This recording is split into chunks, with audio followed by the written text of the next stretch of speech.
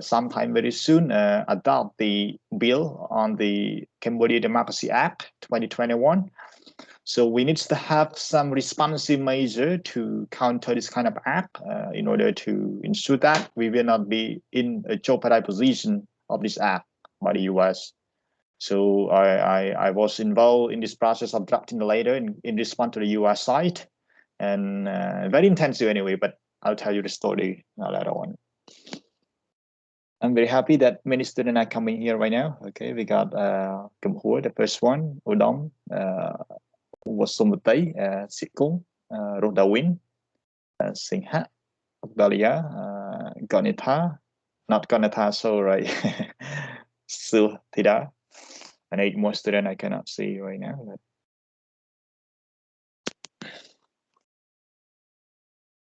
and I apologize that this morning I wear the t-shirt, not appropriate to teaching, but I think hopefully it's just a holiday, so assume that we freestyle. Okay.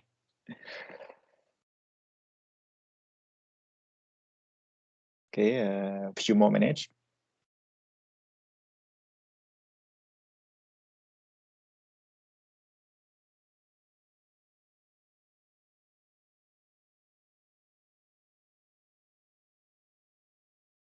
All right, very fast. Okay.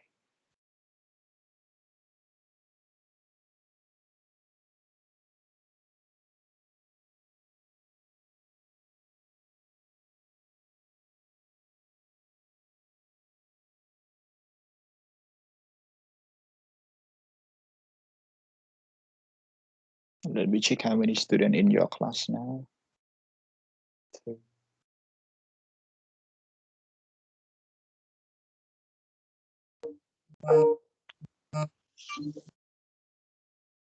Okay, we got 39 students, and right now we got only around 30 or something. Not yet 30, still 20 or something. Let us hear more. Let me open my slide.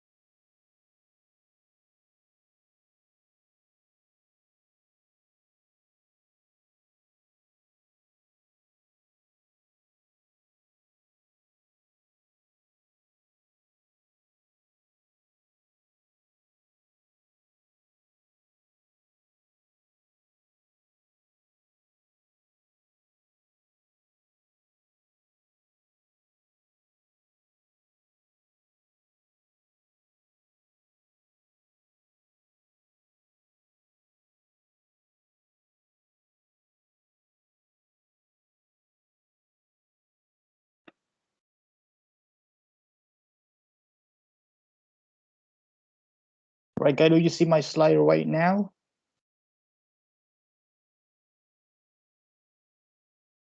Yes, sir. Okay, very good. Okay, so let me have the attendant. Sina, are you here, Sina? Kivari, Ratri. Yes, teacher. Okay. Teacher. Yes. About the last session, I was coming right after you calling the attendant. So That's okay. Just drop your name in the chat, and then I will actually take into account of this. Don't worry. Okay. So the other student, in case that you come late next session, you have to drop your name in the chat list. saying that teacher I came late, and then I will include you, but in the late column, all right? Because I separate into two sessions, two columns. First one is the participation, and second one is the late arrival. Okay, because I think online shall not be late. Okay, but maybe you have some other business before that. David is here. So Visal, are you here? And so Visal. Yes, sir, I'm here. All right, Anmani. Yes, like. Okay, Liêu Sawat and Liêu Sawat. Yes, sir. Okay, Adeline. Yes, teacher. Cao Đani. Yes, lecture. She asking for. Oh, Dani, are you here? Yes. All right. I just informed that I will be late, but then Ah. things got shut off. Okay, very good. Panyarot, Yes, teacher. Lâm Tony, Lee Suchita, Lee Ho, Nham Singh Ha. Yes, sir. Okay. Nop Chan Manirot, Yes, sir. Anu Marukot, Yes, like. Italaya is here. Charlie Hiang, are you here? Oh, Charlie Hiang. Chiu Ming, Prom Chiu Ming. Yes, teacher, I'm here. Okay, Prom Vichet. Yes, teacher. Okay, PB Ball. Oh, V Boss. Oh, no. P. Robis, all right. P. Robis, are you here? Rim P. Robis, okay. Sripet. Yes, teacher. Okay, Som Som Nang. Vitamin. Sukun Kanatha. Yes. Quang. Si Quang. Yes, sir. Okay, Sun Ho. Yes, teacher. Okay, Sonita. Sam Sonita. Yes. Yes. Wasom Batay. Yes, teacher. Okay, Leng An. Yes, teacher, yes. All right. Suchita Thida. Suthida. Yes, like. Okay. Yes, like. Cầm Hua. Svai Van Mani. Yes, lecturer. Chandanit. Yes, All I'm right. here. Okay, Satikun. Yes, yes. Okay, Chan Visal. Satyanit. Yes. Sinasa. And last one, use Radawin. Okay. Radawin, are you here? Yes, I'm here. Okay, so Yes, teacher. okay, thank you so much. Okay, welcome back to my class after we have been quite some time away, and I do sincerely apologize. My mistake, one, and second is also the mistake of the national holiday. It always fall on Friday. I don't know why. So your class always, I can say it's for students. They feel they're so lucky that their class always fall on holiday. And I also wonder why teacher Munti or teacher NC decided to place my class on Friday, because Friday is the very exciting day. The student feel so much time, feel so much intense for tomorrow, because tomorrow they might be packing up for the trip away from the city with their friends, with loved one or family. So Friday is the very exciting day. Even more important is that the Friday session is in the evening. So just one night later on, we will be having holiday. So I think even my feeling itself also feel excited, and I also apologize that I decided to steal your moment this morning. It's subject to be your holiday that you need to go out with your friend, with loved one, with family, but we have no choice. Again, we have no choice, and I decided to conduct a make-up class for you. And I hope that this morning, we will be able to talk a lot, ranging from the politics to trade and also international relations. Okay, to let you know what is happening around us so far right now. You know what is happening. For example, in Canada, release of the always CEO of China, and then right now China also released instantly the Canadian culprit that China has imprisoned for so long. Okay, and right now the tensions between the U.S., China, and Canada has been alleviated. Okay, has been at ease right now. So we wait to see more whether this kind of positive sign will bring a new momentum for the World Trade Organization or not, because so far the World Trade Organization has been in a deadlock after the U.S. has blocked the appellate body judge selection. Okay, I'm not sure whether you know or not, but recently the appellate body of the WTO, the highest system of the legal or judicial body of the organization, has been in deadlock since 2019 after the U.S. has blocked the selection of new judge, because normally the judge at the WTO need to be 7 in quorum. Okay, but right now we got only 1 judge remain. The other 6 judge already resigned, and some other also expired their term. So right now we got only 1 judge, and at least we need 3 judges to hear a single appellate case. But right now it is in deadlock, and the complaint between Canada and China, between US and China, between China and EU, and between other members of the WTO are right now still pending over there.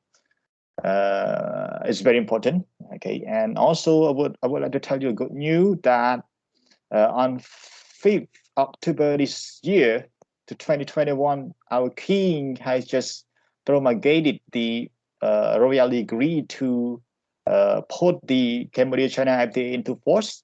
And 2 days ago, I and my team drafted the letter to Ministry of Foreign Affairs and International Cooperation of Cambodia to send a notification of our ratification and promulgation to the Chinese counterpart. And then when Chinese receive our notifications through diplomatic exchange within 1 month, as according to Article 16.2 of the agreement will be into force. So hopefully it will be into force in November or September or something. But we expect that the agreement will be in force from 1st January 2022, as expected by the 2 leaders of Cambodia and China. So when Cambodia and China FTA come into force, it will be the very first ever, okay, I can say first ever bilateral FTA that Cambodia has engaged with superpower, all right? And it will provide a platform for Cambodia to advance further negotiation with other members, for example, with Japan, with South Korea. South Korea already finished negotiation, but not yet signed. But the signing ceremony between Cambodia and South Korea will be on 26 October this month as well, this year as well. So a lot of good news are coming right now, but also at the same time we got some bad news. For example, from the EU, 3 days ago, EU just sent a letter to Cambodia that it will include new element into the GSP list, GSP regulation, environment and labor. Okay, so previously we got no environment item in the EBA scheme. Okay, but right now, in order to get EBA, you need to also fulfill the environmental protection criteria. Okay, so it's very sensitive for Cambodia, because as an LDC, developed country, to ensure that we will have the environmental protection during development is very hardly imaginable. So let us see whether this kind of new regulation that add environmental protection criteria into the EBA scheme will make it even harder for Cambodia, or even better for Cambodia, even better in a manner that when we have environmental protection clause in the EBA scheme, we will work harder, okay, to ensure the protection of environment in Cambodia. But as I said, as a developing country, it's very hard to do so. Okay, it's very hard to do so. So I can say that it's kind of a hybrid good and bad news for Cambodia recently. Okay. Okay. So it is just a brief introduction about what is happening around Cambodia, and without further ado, let me come into our class, our subject about an introductory part, and also the law of the WTO. Okay, and then, last week I talked a lot about this important question: when was trade established? I think you know quite well. When I touched the world history and civilization back in 2019 and 2018, we got the Lydian in Mesopotamia. Lydian was very specialized in doing trade. Okay, And then why was trade conducted? You know very well, according to the theory of Mr. Adam Smith, Mr. David Ricardo, we exchange goods and services because we were not good at producing everything at once. Okay, we were only specialized in producing a certain item, but we need to exchange this certain item with the other item specialized by the other counterpart, so that we exchange specialization to better off everybody in the society. And when did international trade get regulated? I think you might not know very well about the regulation of international trade. Because I believe that you studied IPE, International Political Economy, that you got to know some important information about GATT, General Agreement on Tariff and Trade, 1947. You got to know a little bit about the World Trade Organization, but not really much. Okay, so these are the two important systems that govern the modern system of international trade law. Okay, and why it is very critical. Why are critical study on international trade very needed? Because right now everybody depend on trade. Okay, even you yourself right now, you in the classroom right now, we depend largely on international trade. Without trade, how can we ensure that we got the lamp, we got aircon, we got the core in our room? Okay, we got some, you sell some book. For example, my book that I bought from the UK are also the results of international trade. Okay, without trade, everybody will be napped. I can say that. We have no clothes, we have no watch, we have no iPhone, all right? So trade are very important. And everybody in the world or in Cambodia right now talk about trade. Okay? Everybody talk about business. Politics is only a second facet of international relations right now. Everybody talk about trade war. Everybody talk about GSP, EBA. Everybody talk about FTA between Cambodia and China, EU, EU Vietnam FTA that came into force recently. The EU-China investment agreement deal or investment deal that caused a number of controversy recently. So a number of things, a number of debate mostly engulf around trade more than politics right now. Okay, even about North Korea. Okay, North Korea is purely about political issue. But right now, the United Nations issue a sanction resolution that will impose embargo or impose sanction, or we can say asset freezing on all the elite in Cambodia who conduct business with North Korea. Anybody know Panorama Museum in Angkor Wat? It has been right now closed because of the United Sanction Resolution on North Korea. It means that if any entity in Cambodia conduct business with North Korea, it will be under sanction by the United Nations. That is why we, the government authority, decided to close all the North Korean business in Cambodia. Okay, that is the thing I want to update for you. And who involved in the regulation and practice of trade? Mostly when we talk about regulation, we talk about the way of making law, and the people that involved in making law is the government. Okay, private sector only involved in providing input, by the one that imposed the law, the one that regulate the law, that get the law ratified by the National Assembly, get the law passed by the Council of Ministers, by the Assembly, for example, is the government. Okay, but the business sector is the one that practice the law, okay, practice the trade. Okay, for example, buying, exchanging service and goods is purely conducted by the business private entity. Okay, not by the state.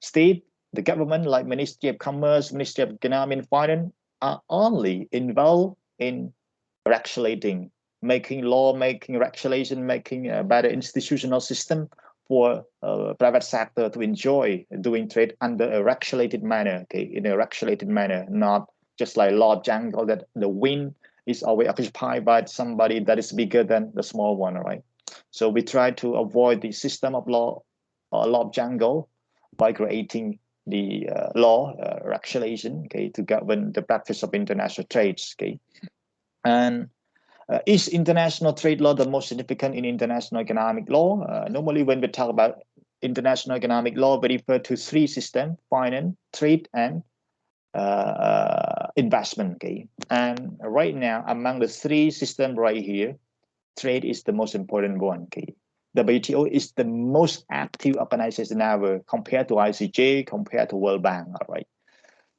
Is international trade law right now sufficiently regulated? not yet, okay, because right now at the WTO level, we still have more debate on how to create new law. For example, e-commerce law, we haven't got e-commerce agreement at the WTO level, okay. Cambodia just passed e-commerce law last year, 2020, but still the practice of e-commerce law in Cambodia has been very limited because it's quite new, and our business people, especially online seller like May or something, a lot of online sellers still are not yet aware of how e-commerce law will be applied on them. Okay, some of them not yet apply for the license, e-commerce license from my ministry. So we do not enforce the law very fiercely, but we will do gradually, bit by bit, day by day, to ensure that people awareness will be informed. Okay, are you with me, guys? Too fast, right? Or fine? Fine, sir. Fine, Yeah, sir. yeah, very good. Because I like making on the flow. Okay, I want to save time. Okay. To what extent do you know about Cambodia take on international trade law? It's very important to know about this.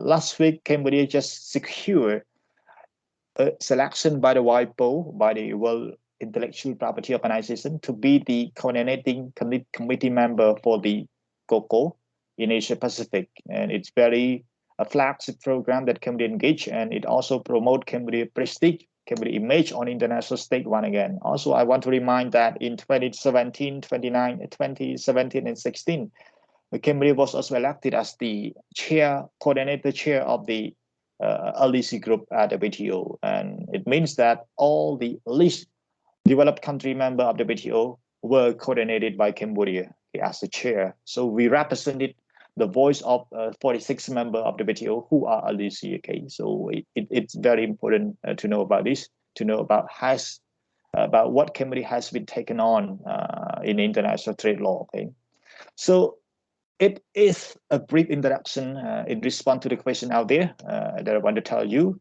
Let us right now move on to second slide about economic globalization and international trade. I think you know quite well about the concept of globalization, meaning the process of making globalized, making worldwide, okay, or wide, okay, I can say globally impacted, globally recognized. Okay?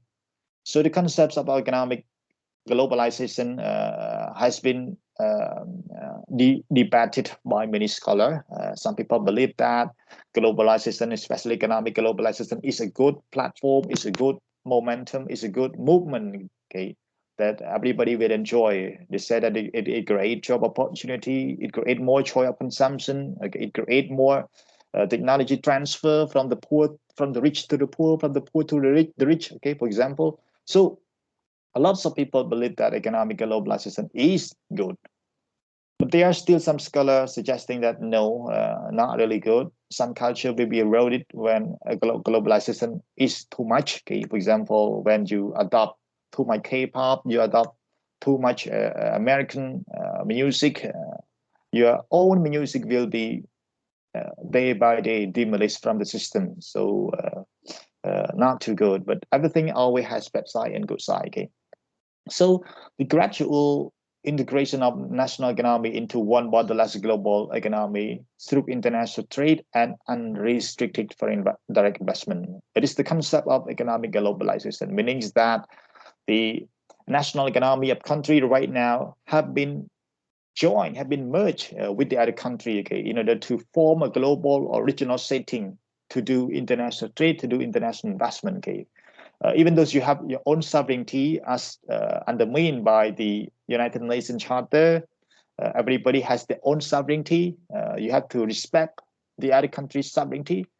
In economic term, in political economy, in economic globalization, thing has no border. Okay, trade, yeah, of course, trade has border, but when we globalize it, when we liberalize economy, we discard. Okay, we discard or we disregard the border in trade by removing tariff, by removing non-tariff measure, okay, along the border. Okay, so it is the gradual integration, okay, from one economic entity into many or a large pool of country. For example, ASEAN, we got ASEAN FTA, ASEAN Free Trade Agreement that was signed in 1992. Okay, we got NAFTA, not Africa, not America free trade agreement that consists of America, Mexico, and Canada that was signed in 1994. Okay, we also got the RCEP, Regional Comprehensive Economic Partnership, that was signed on 15 November 2020, but not yet ratified so far. Cambodia already ratified, but the other member not yet. Vietnam, for example, not yet.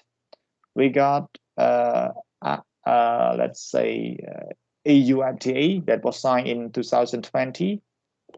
So many agreements so far that merge a single economy, a single country into a pool of country, into a pools of sovereign state, okay, in order to have a free flow of goods, service, capital, investment, and labor. Okay, labor.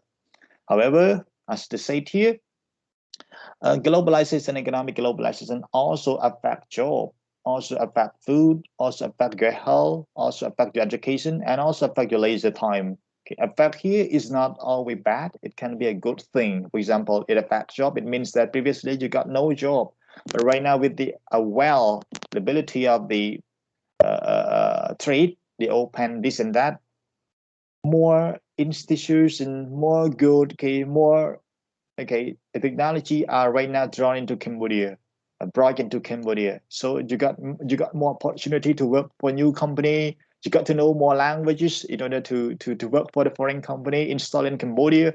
Okay, for education, previously you got to study only in the public school. Some people say that public school is not good. The discipline is not better. But right now you got access to a number of private schools in Cambodia. For example, American University in Phnom Penh. Okay, what else? For example, Camp 8, led by the UK. What else? Okay, ACE, you can study English at a very Australian recognized institution, ACE. So with the flow, with the permission of economic globalization, you got more access, okay, into this kind of opportunity, okay. For example, new job, new food, okay. You previously you got only to eat cheese, Cambodian cheese, okay, some local, but right now you can eat pizza, okay. You can eat, you can have Japanese food, Chinese food, Korean food, American food, Italian food, okay, Indian food, even more vast, okay, in Cambodia. Okay. Leisure time, previously you could not travel overseas. You could only enjoy Angkor Wat, the highest, the farthest from your hometown, for example. But right now, you can discover Europe. You can discover Germany. In Europe, you can discover UK. You can travel to Singapore just overnight. You can go to China, to Hainan, to Da Nang in Vietnam, to Hanoi in Vietnam, to many other destinations. Some even went to Dubai, okay, went to Abu Dhabi or Arab Emirates. Okay, so your leisure time can also be expanded with the facilitation of economic globalization. All right. So at the same time, okay, it also affects you. Okay. For example, the job that you think that you can work for right now need more skill. So you cannot work for anymore. And the need foreign lawyer, the need foreign people to work for that. Anybody know the case that EU want the Cambodian government to open service sector in legal system, in lawyer. I also joined the talk with the EU last year, and when I returned from my study, and then we joined a talk with EU, and EU insisted on my ministry and also on the Bar Association of Cambodia, and also Ministry of Justice of Cambodia to open mode number 4 in service sector. We got mode 1, mode 2, mode 3, mode 4. I'm going to tell you next session. Okay? But they want us to open mode 4. Mode 4 is the movement of person, meaning that if we open mode 4 for service, we will allow European lawyer to work in Cambodia, to supply legal service in Cambodia. So what will happen to the Cambodian lawyer who know very little about English, let's say that. So American, European investor in Cambodia will be likely to hire European lawyer in Cambodia other than Cambodian lawyer. So this will affect the job of Cambodian lawyer. Okay, you got a point, guys? Yes. Okay, I forgot to turn on my video. Sorry, because normally I don't like something anonymous. All right. Cambodia always try to defend our position that we cannot open mode 4 for service sector, because if we open, not only for EU, but Korean lawyer, Japanese lawyer will also be flowing into Cambodia. And what will happen? Cambodian lawyer will lose job. Trust me. Trust me. I also want to tell you that 2021, early 2021 here, Singapore tried to convince Cambodia. And I work a lot with my ministry and also with Ministry of Justice to defend our position. Singapore is right now the one that allowed the United Nations sponsor United Nations sponsor mediation in Khmer Samthinakam. It means that it is the non-judicial resolution of commercial dispute. Okay, meaning that if you have commercial dispute, no need to go to the court. No need to go to the court. Just go to the mediation. Then you will be your dispute will be settled without having any judicial engagement. Okay, it's good for Cambodia, but if we accept that mediation convention sponsored by United Nations based in Singapore, meaning that if one day in Western Cambodia got conflict with each other, they will not refer to our government, they will not refer to our Cambodian court, but they will go directly to the Singaporean arbitration center. And what will happen? We will lose a lot of benefit because direct foreign direct investor in Cambodia will travel away from Cambodia to find a dispute settlement out of our system.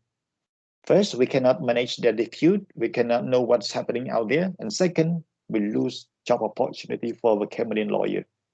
That is why we decided to reject the acceptance of Singaporean and United Nations sponsored mediation convention, okay, to apply on Cambodia. Okay, so that is the story. Okay, and it's very important to know about this because EU, not only EU but also Singaporean, our neighbor in Asia, also want to exploit something from Cambodia. And if you have no enough or strong position, you will accept.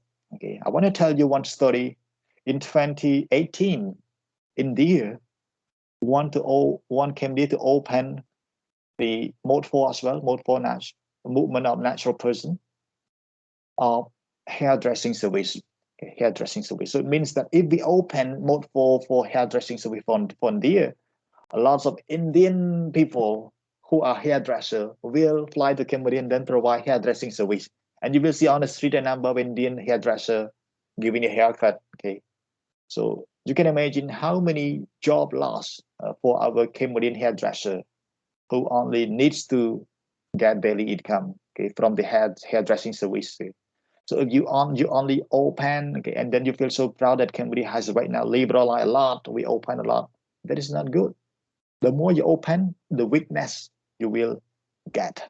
Because in negotiation, the more you give, the weaker you will be. Because the more you get, the stronger you will be. Trust me. In negotiation, do not be proud that I'm so proud that my country is right now open a lot. Okay, you can enjoy coming to Cambodia. You are just like a stupid guy in negotiation because you open too much for the others, but you get almost nothing, okay, from that. Okay. So negotiation, the more you get, the stronger you will be. Okay, do not be proud of being open too much. Okay, okay, because when you open too much, it means that you have no argument to defend your position, to defend the interest. Okay. And what are the two main driving force of the economic globalization? So we got technology, okay, transport, okay, communication, and also computing costs. This will provide latent barrier or a little barrier to international trade, meaning that previously when you want to buy something from China, from let's say that eBay, from Taobao, from Alibaba, you might need order and then you might need to go by yourself. Okay. By travel for more than 2 months, okay, by ship, okay, travel. But right now, no, you don't need to do so. Just order online, okay, with the access to technology. Just one click on your iPhone, click the item that you want, and then order. They will be shipping agency, okay, providing the service for you. They will load the product that you order online, ship to Cambodia within only 1 week, okay. So it's very convenient for you, okay. Just stay indoor, stay home in your room, and then order. Then the room will be knocked by somebody, for example, delivery man, guy, he is your parcel, okay, that you ordered last week. See, Technology facilitated. Technology transformed every difficult manner into a very smooth manner for our life. Okay, so be thankful to technology. Also, communication. When you study in the foreign country, previously you need to send a letter through ship, okay, to your mother, to your family, saying that I miss you so much, mom, I miss you so much, daddy, sibling, brother and sister. But right now, just one click right away, okay. Or you can also make a video call with your family or loved one. Hello, baby. Hello, mom. Hello, mother. Hello, sibling. I'm right now fine right here. I'm doing great with my study. Okay, just one click away. A single second, not minute, but a second can also let you, okay, get communication with your family, with your loved one. All right. So it is very convenient. It's very convenient. Also, with regards to the order, online order, e-commerce, just like I said a moment ago, eBay, Taobao, Alibaba, just one click, you can get one item. No need to travel overnight. No need to travel many weeks, many months, okay, to get one certain item in a foreign country. Okay, right now, a single click can get everything, as long as you have enough money. Okay, enough money. And liberalization of trade and investment mostly started from 1940s after the end of World War II, that we, especially the bombing of Hiroshima and Nagasaki in 1945, it provided very good gateway for the world to get endorsed to international trade, because when we no longer focus on war, we seem to prioritize something economic. For example, we want to sell our goods and service, we want more investment, we want productivity. Okay, so the war is no longer a top priority in international relations right now. Okay, even the US and China, you can see right now, they don't have conflict on land, they don't have conflict on weapon anymore, but they have conflict on trade. Okay, Mr. Donald Trump in 2020, 2019 imposed unilateral tariff on China steel and aluminum. Okay, and China also imposed unilateral tariff on some certain agricultural good from the US into China. So here, war is about trade. It's about trade war, okay? Not about the war on weapon, war on ideology anymore, right? So the world is right now changing. Okay, the interest of the world is also changing from purely about war on weapon, on the ideology, to something about economic, something about economy. Okay, yeah. So in 1940s, liberalization in global trade and investment dramatically increased, proliferated, and it became the global trend in the 1990s. What happened in 1990s? In 1990s, especially 1995, we created World Trade Organization. Okay. And then also in 1994, 1 year before 1995, we also got NAFTA agreement signed between Mexico, Canada, and US. Very landmark agreement ever. And then in 2003, 2001, okay, 2001, China joined the WTO. In 2004, Cambodia joined the WTO. And right now, the member of the WTO amounts to more than 160. Right now, 164 member of the WTO. Okay, so you can see the trend of globalization, especially international trade and investment, started since 1940s, but it dramatically became a global trend that everybody wished to get engaged in international trade from the 1990s. Okay, 1990s.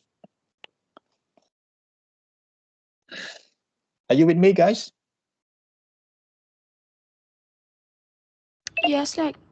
What about the rest? Are you fine? Yes, like.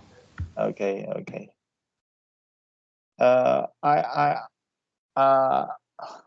Okay, that's fine.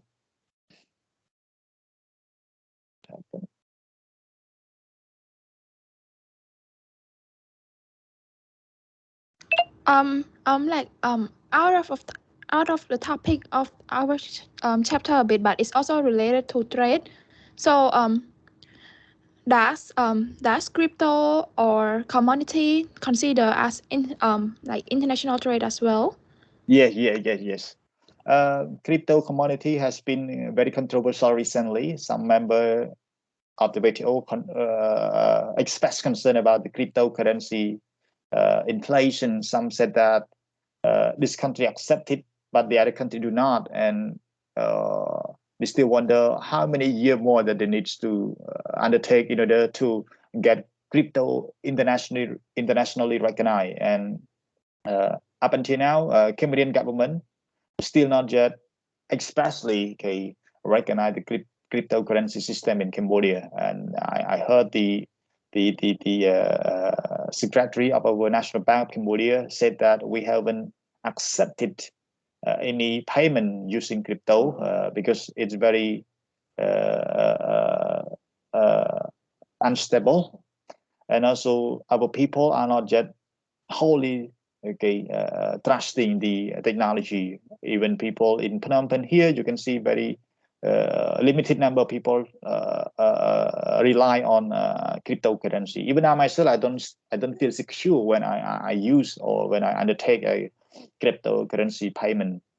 And in international system right now, they are still bad. And it is also part of international trade, because when cryptocurrency has been legally recognized as the international payment gateway, for example, it will be integrated into international trade law, because it will involve transaction volume, it will involve transaction gateway. So it will be another subject for negotiation on international trade. But so far, right now, it has not yet been recognized. I'm not sure about the political agenda behind this, but still, the main reason is that it is not just stable and it's too new to the international system. So we need more year to adjust to understand how it is working on international system. So that is what I can say right now. Let us see. But as far as I know, Cambodia has not yet accepted crypto payment in Cambodia. Okay, of a national bank. Okay. Free trade and restricted trade. Of course, even I, even you, even your parent, your friend, other people, they believe that trade is good. Trade is good because when we have trade, we enjoy more choices of consumption. We have more choice of product. We have more source of income, because when you have something to sell, you can get income. All right. But there are still some people saying that no, trade is not always good. I remember in 2016, I went to Jakarta, Indonesia, and then I met a very important environmental activist, Mr. Sanjay Smith, or Miss Sanjay Smith. She's Indonesian Australian national, two nationality. I met her, and then I learned a lot from her. She's a very pro-environmentalist person. Means that when state were talking about RCEP, when state were talking about trade agreement, she always intervened. She always came to intervene, to interfere in negotiation, saying that this trade agreement fails to include environmental sustainability criteria. And I listened to her argument, and she's very prominent. And our government also invited her to have many talks in Cambodia, especially at Ministry of Economy and Finance and Ministry of Commerce of Cambodia, to talk about the environmental perspective in international trade. And she's very smart. Sanjay Smith, I remember. You will meet her when you graduate and then work in environmental sector. Okay, so who are the champion of international trade or free trade world? You know quite well about this one. Adam Smith, he's a very famous scholar in the field of international economy, especially international trade. His very famous book titled Globalization, that was written in 1776, the year that the US got independent from the Great Britain. And I remember when I was in Scotland, I took a photo with the statue of Mr. Adam Smith in Scotland, in Edinburgh. The uptown, the uphill of the town. We got a very old statue of Mr. Adam Smith. I'm so lucky to get there. And he said that it is the maxim of every prudent master of the family never to attempt to make at home what it will cost him more to make than to buy. In simple term, it means that the smart man in the family will always try to find other way, that will not cost him, to make, but that will not cost him too much okay, to make something than to buy something. It means that if you want to be a smart person, try to use something that you cost very less, okay, in order to buy something that costs very little, okay, and then you can actually better off, okay, because when you have one specialization in one thing, just use it. Do not try to use something that you are not specialized in. Just use something that you are specialized in, and then exchange that thing with the other person that is expertise or that is specialized in using the other item you want to exchange with. Okay, so that is the real concept of Mr. Adam Smith, and he was the one that created what we call absolute advantage theory. I don't know how to say it in Khmer, but absolute advantage theory is a very famous but so common in international trade right now. And when you study IPE, I think you know quite well. When you study microeconomic, you already know what does it mean by the word absolute advantage here. Absolute advantage means one entity can manufacture a product at a higher quality and faster rate for greater profit than other competing business a country can accomplish. So absolute advantage has three important criteria at stake. First one is higher quality product.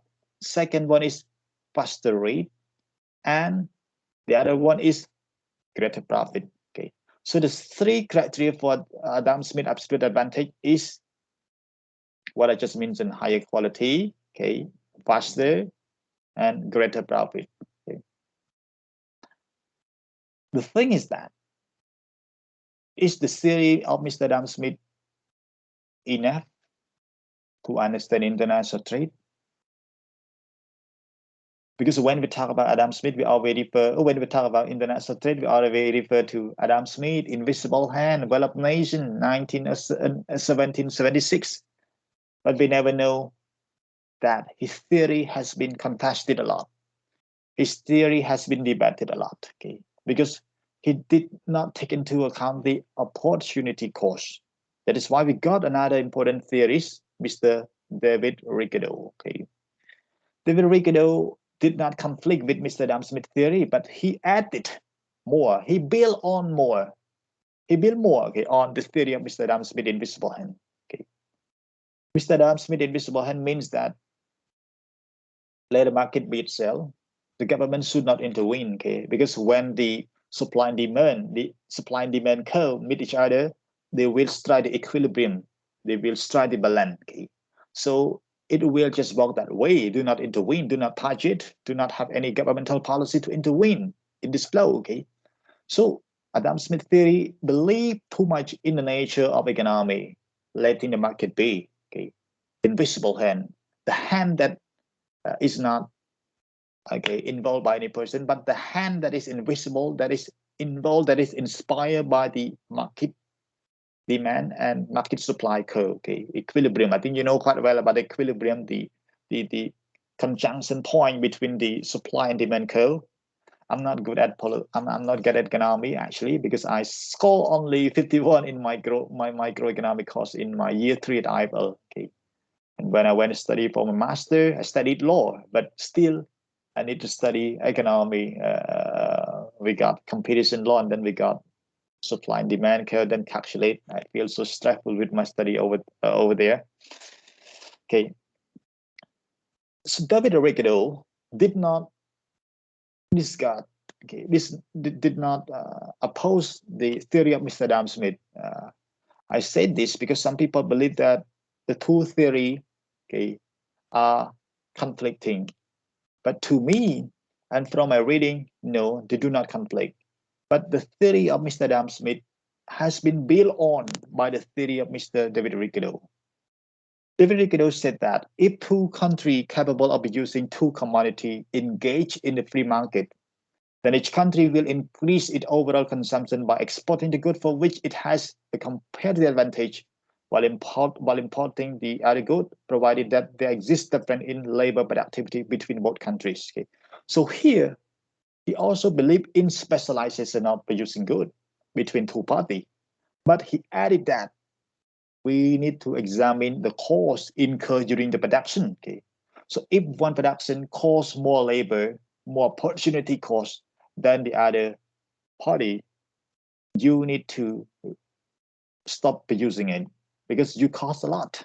Okay, even though it is greater, higher quantity, but you cost to my time, you cost to my resource, you also cost to my human labor. Let's say that.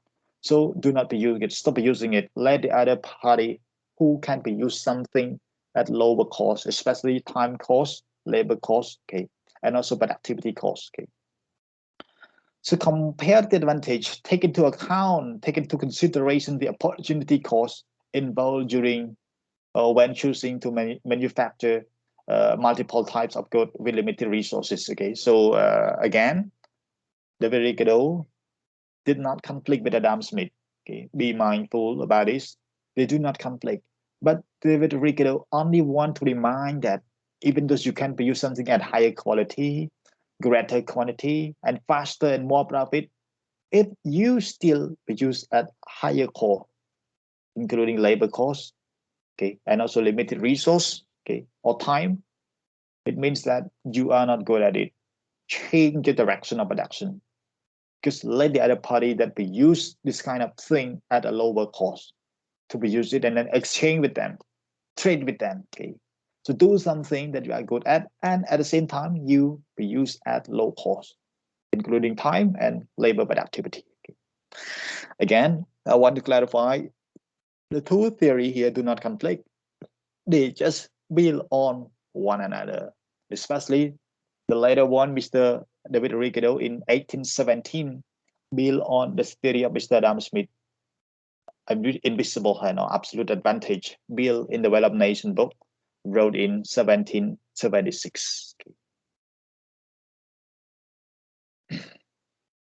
Okay, on to the other slide. Okay, so all in all, both Adam Smith and Mr. David Ricardo supported international trade, supported the exchange of goods and service between one party and another. Okay, and also there are many other organizations that support the theory of free trade, the theory of international trade. For example, the World Bank report in 2001 said that those developing countries engaging in global trade in 1980 and 1990 saw a higher growth in income, longer life expectancy, and better schooling, especially Canada and India, okay, or China and India, right? Guy, do you see the slide? Yeah, sure. Okay, very good.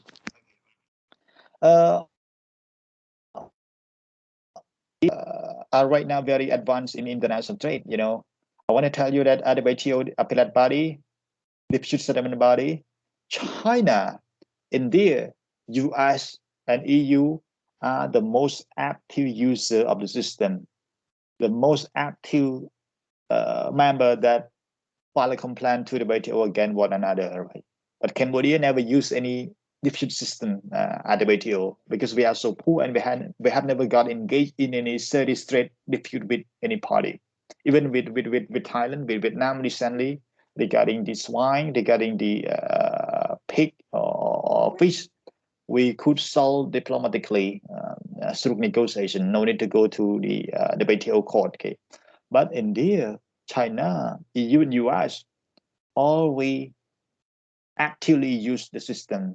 Okay, India file complaint against EU, EU file complaint against China, China file complaint against the US. Even Vietnam used to file complaint against EU. Okay, Vietnam used to be a user of the WTO dispute settlement system. Okay, China.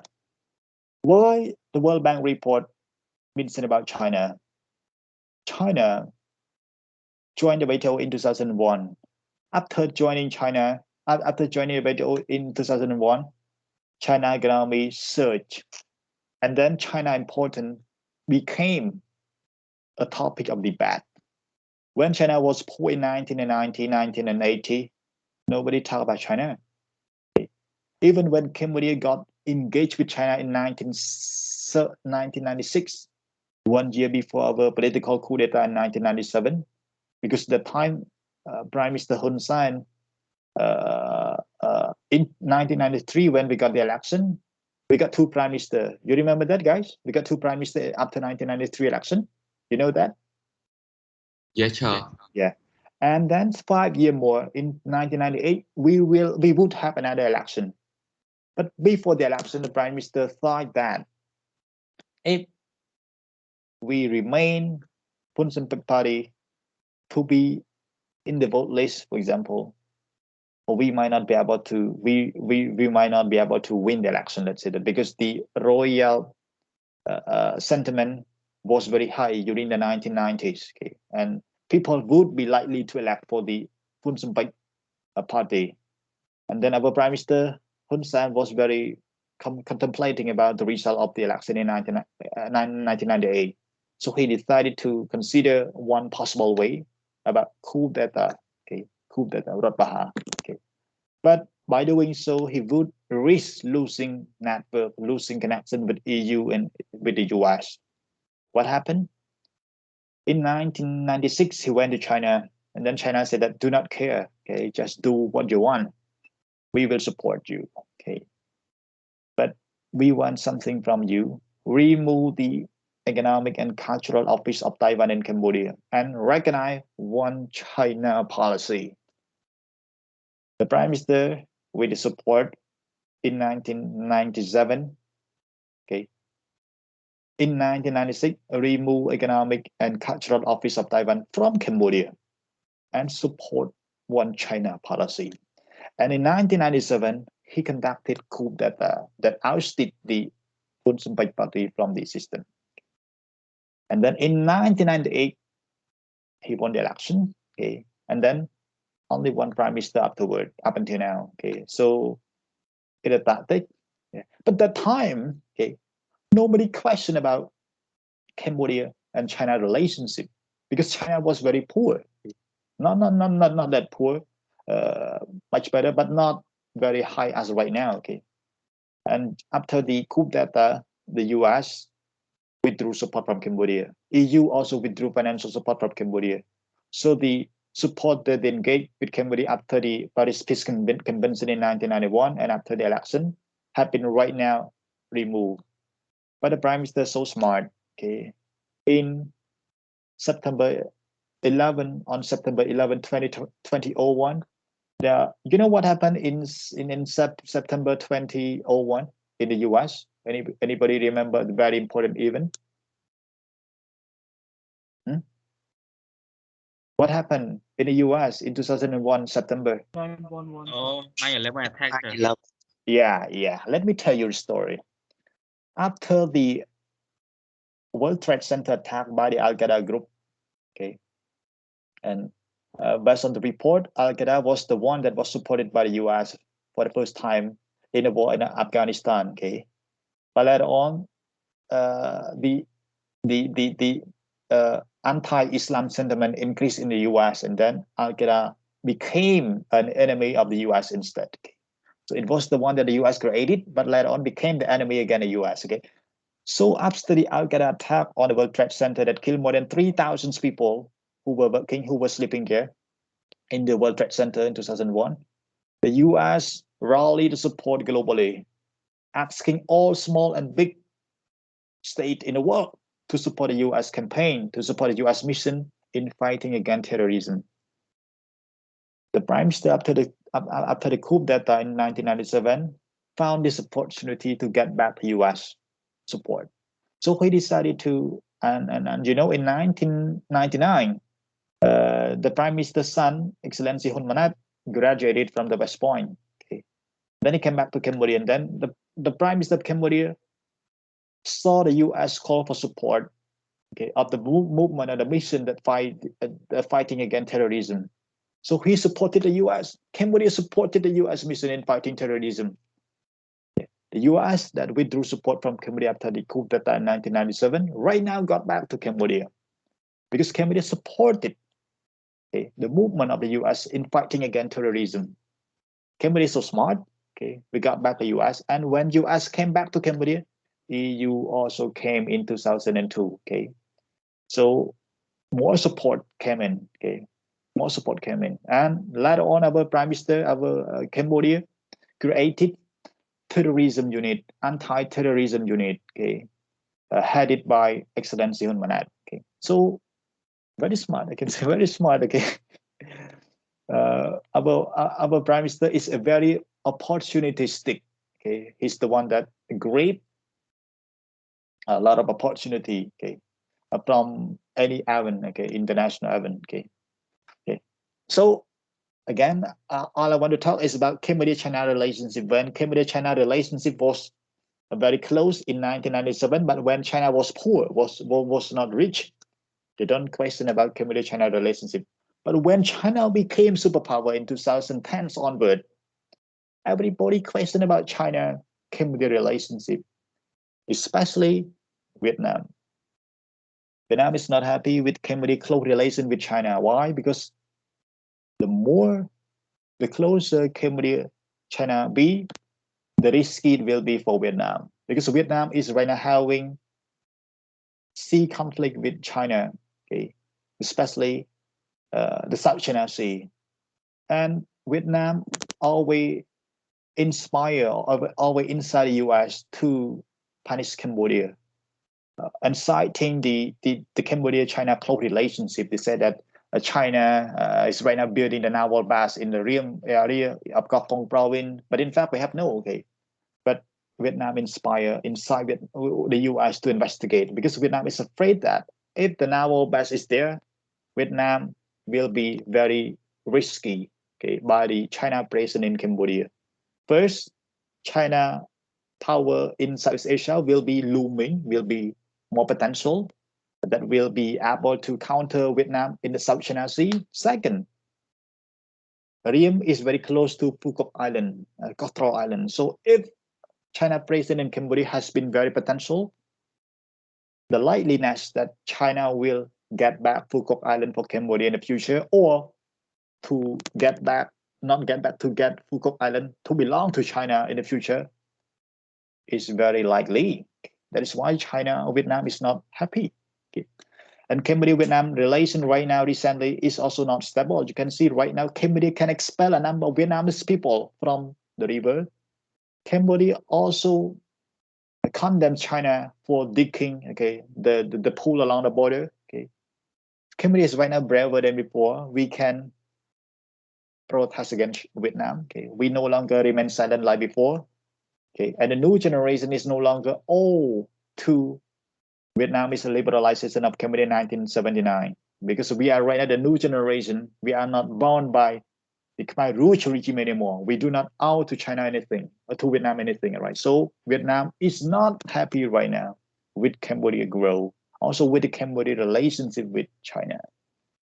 That is the story. Okay, that is the story.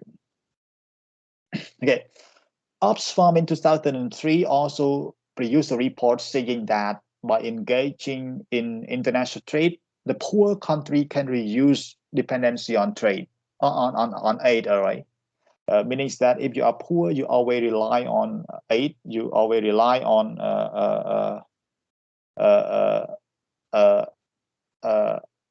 technical and financial assistance. But when you got benefit, when you got national revenue from international trade, you no longer rely too much on aid. You no longer rely too much on international assistance. Okay, just like Cambodia, when we are able to produce more FTA, we don't care about EBA. Okay, we don't care about GSP by the US, by the other country, because right now our trade is free with the rest of the world through free trade agreement. Okay. But just like right now, we need EBA, we need GSP for sure. Okay, right now, more than 30 countries provide GSP for Cambodia. Japan, we can export to Japan, duty-free, quota-free by 99%, okay, of citizen goods. Okay, so also to Canada, 98%, to the US, 40% or something, to China, 82%. Okay, so we got a lot of GSP from the rest of the world. GSP means generalized system of preference, the trade preference that we can export duty-free, quota-free, without duty, without quota. Okay. Wait, guy, my brother wants something from me.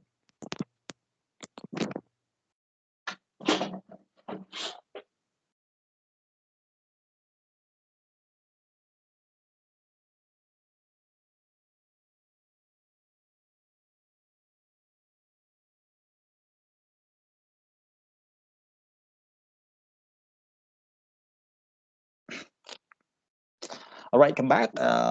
In EU 2014 report, we also got a statement saying that trade liberalization, សេរីភាវពាណិជ្ជកម្ម ផ្នែកពាណិជ្ជកម្ម also increase additional opportunity for innovation and stronger productivity growth.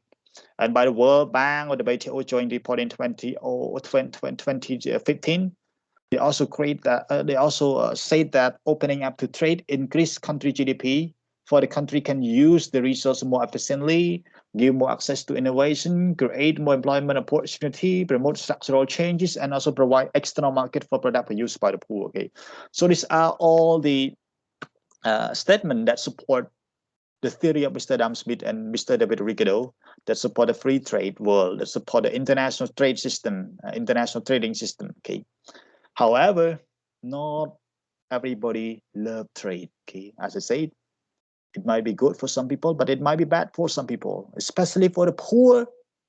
Trade is not bad at all. Why? Because trade only enrich the opportunity for the rich people, for the rich country, because they have goods and service, okay, to sell, okay, to leverage. While the poor, we only buy. You remember in 2020, you know what happened during the COVID-19 pandemic? You know PPE, guys? You know PPE, medical term?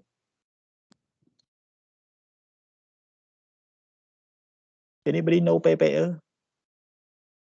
Is it personal protective equipment? It's like mask. Yeah, indeed. Yeah.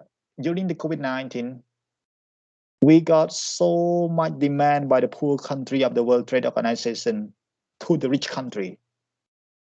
EU in particular decided to limit export of PPE to the rest of the world. Poor countries, especially in Asia and Africa, always traditionally depend on the import of PPE from the EU. Pre-COVID-19 situation. I mean, before COVID-19. But during the COVID-19, when the EU decided to limit its export of PPE in order to secure its domestic supply, because in EU in 2020, when I was in the UK, when I was in the market, okay, I saw people die. I saw people just like falling down. Okay, some of them because of COVID-19, I could witness by myself. That is why in Cambodia, I feel not really shocked. I feel not really surprised because I faced this kind of situation already in United Kingdom, especially in London. So just simple to me, okay, but still take care. Okay, yeah. EU decided to limit export of this kind of item, and you know what happened? Asia and Africa outcry, okay, for medical supply from EU, and they also joined a statement at the WTO to call for EU to open its market for PPE supply, because poor people in poor countries were dying for PPE support, especially medical stuff. Without PPE supply from the EU, they could not operate their medical treatment for the COVID-19 patient who were hospitalized, who were about to die very soon. Okay, so the very large dependency, okay, by the poor on the rich, okay, is really unstable for the poor. That is why we need to have something in our own. Okay, for example, Cambodia right now, after the COVID-19, I can say that the Prime Minister of Cambodia also thanked COVID-19 for providing us an opportunity and attention, okay, to local productions of PPE. Right now, Cambodia, we got some new factory that were established in 2020 that manufacture facial mask. We also got new factory that were created in 2020 as well to manufacture alcohol, okay, for hand sanitizer, okay, for medical treatment, okay. So I can say that be thankful to COVID, all right, be thankful to COVID, and also during the COVID-19 in the red zone, in March and April 2021, we got the red zone area determined by the city municipal, and then a lot of farmers in Cambodia were much prioritized. We went to provincial area to get, you know, vegetable, to get meat supply, okay, from them to the red zone. So with that COVID-19, we would not give much attention to our local farmer at the grassroots level. But right now with COVID-19, we promote them to manufacture more, to cultivate more agricultural product. Okay. Again, be thankful to COVID. All right. Be thankful to COVID. All right. Okay.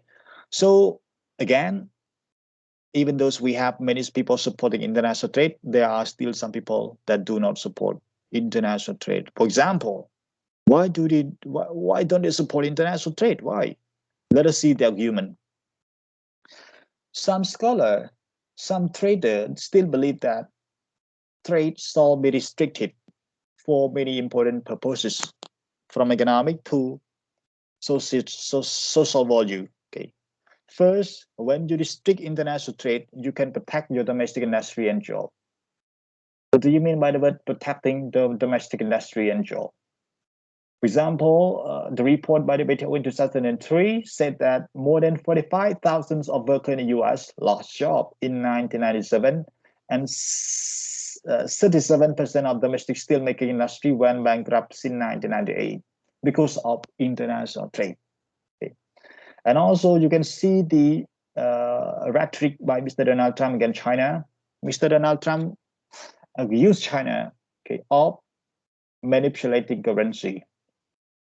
Anybody used to hear currency manipulation? Mình phải nói lưu bịa currency manipulation là Donald Trump chọnประเทศcho nó. Ở đây lứa.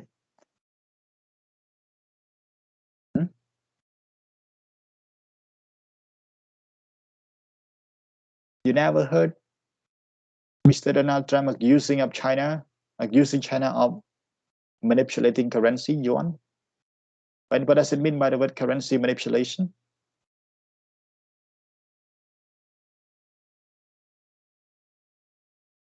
Just say used to hear or not. So Yes, I will sir. explain.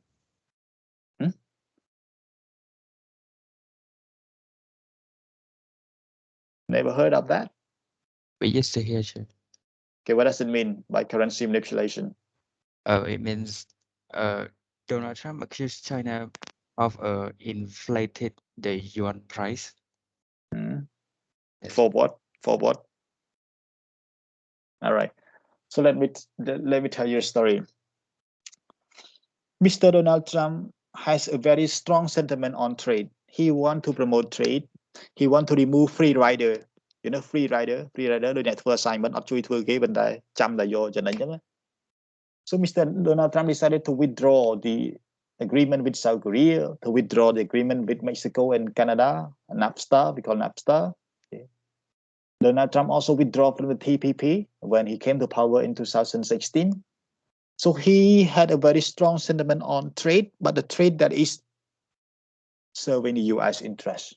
The trade that remove free rider, remove South Korea, remove Canada, remove Mexico, remove the other member of TPP, not to exploit from the US contribution. Okay. And with China, Mr. Donald Trump turned even more serious, turned even more sensitive. Why? Mr. Donald Trump believed that China manipulated its currency, yuan, by depreciating the value of currency of yuan, okay, to be very cheap compared to the US dollar. For example, previously, one US dollar equal to 2,000 yuan. But right now, after China has manipulated, one US dollar equal to 3,000 yuan. So American investors decided to pack their money from the US to China in exchange for more yuan from China. And in China, when you want to conduct business, you have to use yuan, not dollar, not like in Cambodia dollarization. In China, anybody who come from the rest of the world needs to pack the money and then exchange into yuan. An American investor pack the money, thousands of millions of US dollar into China and then exchange into yuan and then get more yuan. Okay. From 2,000 yuan per US dollar to 3,000 yuan per US dollar. And then American investor move from US to China. More than 10,000 or 300 or more than 100,000 American workers lost their job.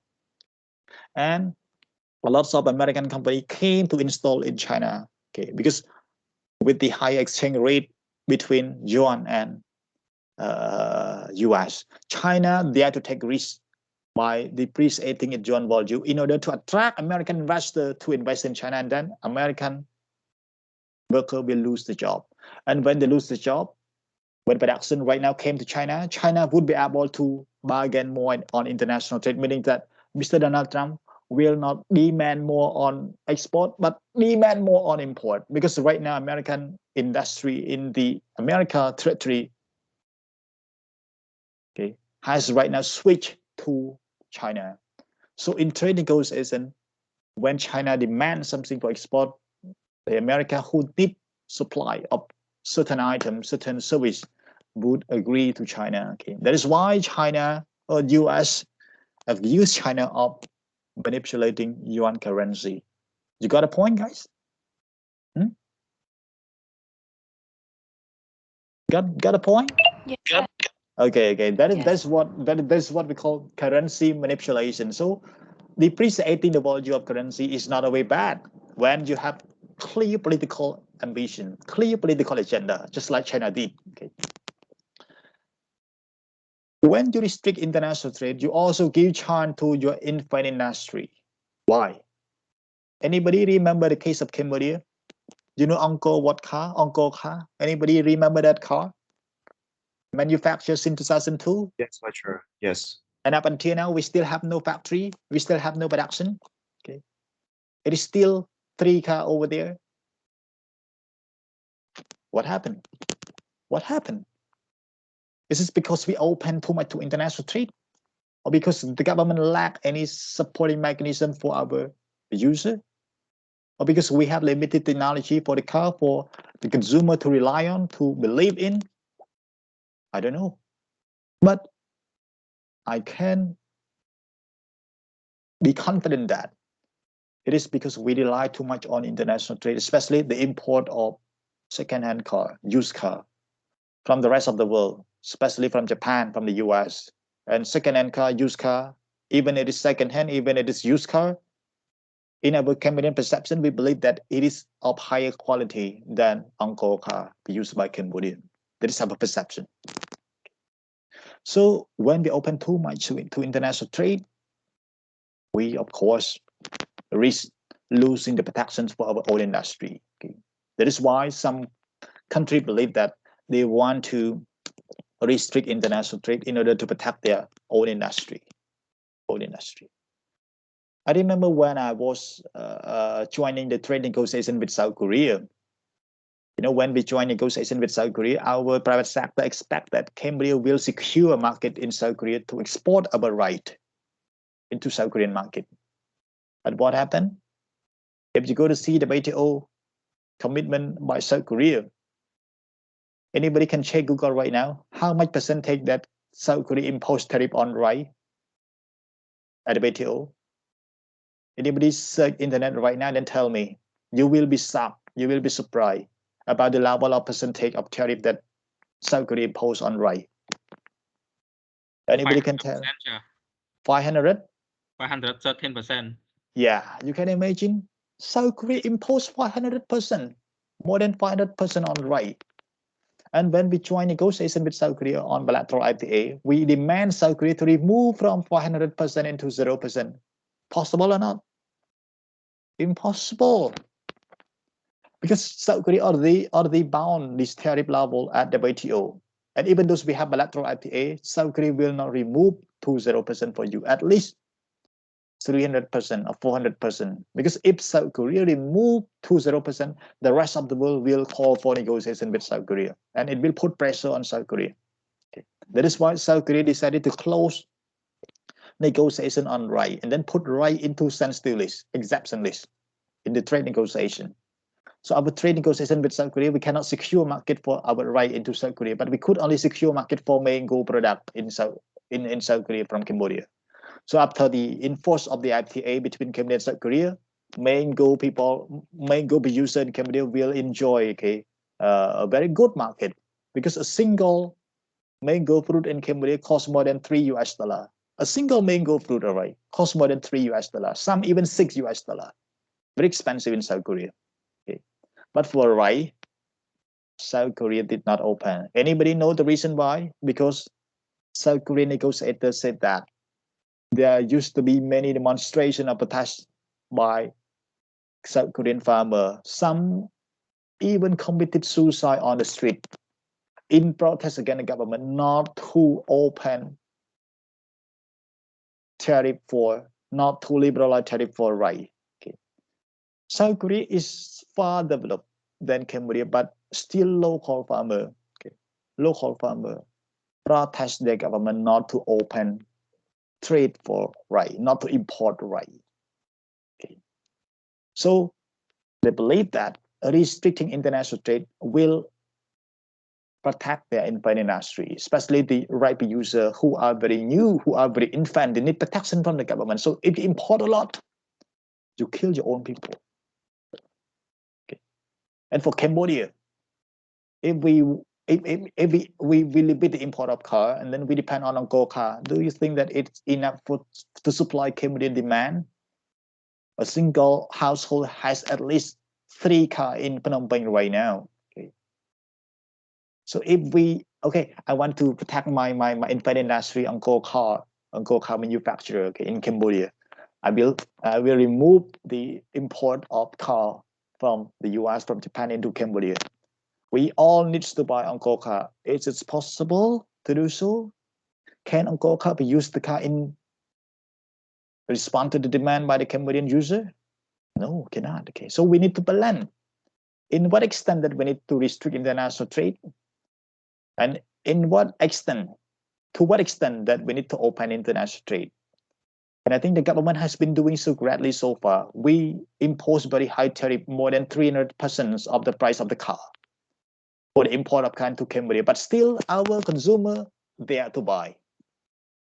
Lexus like 600, okay, that was just announced yesterday, will be coming into Cambodia next week, and the approximate the estimate value would be about 25,000 US dollar, $25,000, for example. But if it is not in Cambodia, do you think Cambodian people will dare to buy? Anybody can guess? Will there be some Cambodian people elite dare to buy?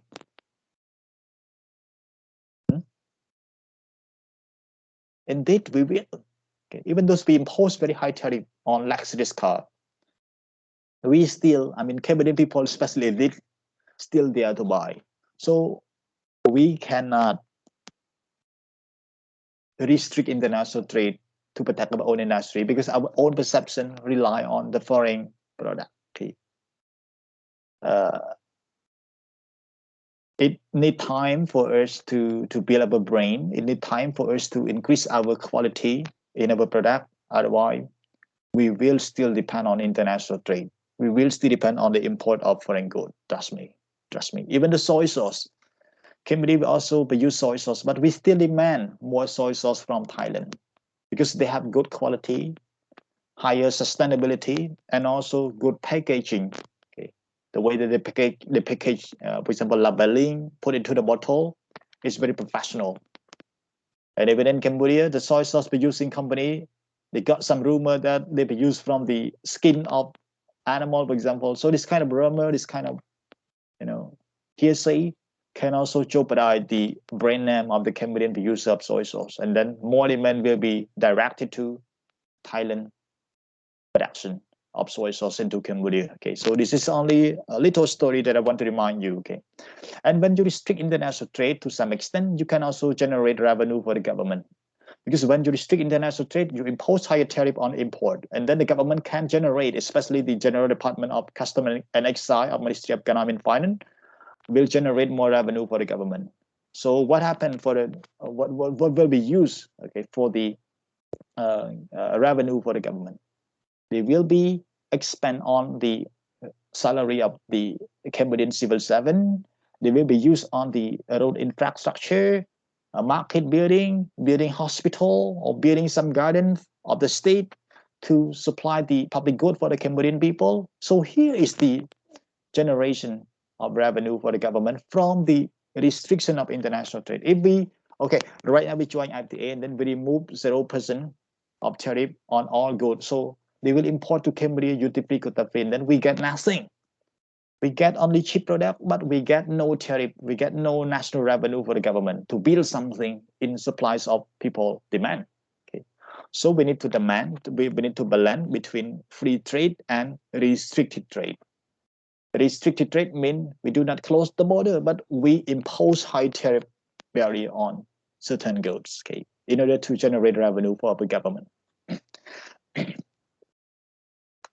In many developing countries, as I said here, trade is the most lucrative revenue generation for the government to develop something else. Okay, restricting international trade is also good for the national security and self-sufficiency. For example, basic need, okay, sometimes rely on domestic farmer, but user as import rely on foreign market is very uncertain. Okay, ដោយ COVID ចឹងពេលយើងពឹងផ្អែកខ្លាំងទៅលើជនបរទេសពឹងផ្អែកខ្លាំងទៅលើទីផ្សារបរទេសវាធ្វើឲ្យយើងនឹងខូចខាតច្រើនទៅវិញអញ្ចឹងត្រូវមានការ balance រវាង national security ហើយនិង international trade ហើយ when you restrict international trade you will also protect other non-economic social value and interest, for example, public moral right, health, environment, human right, labor right, consumer safety, culture, and identity.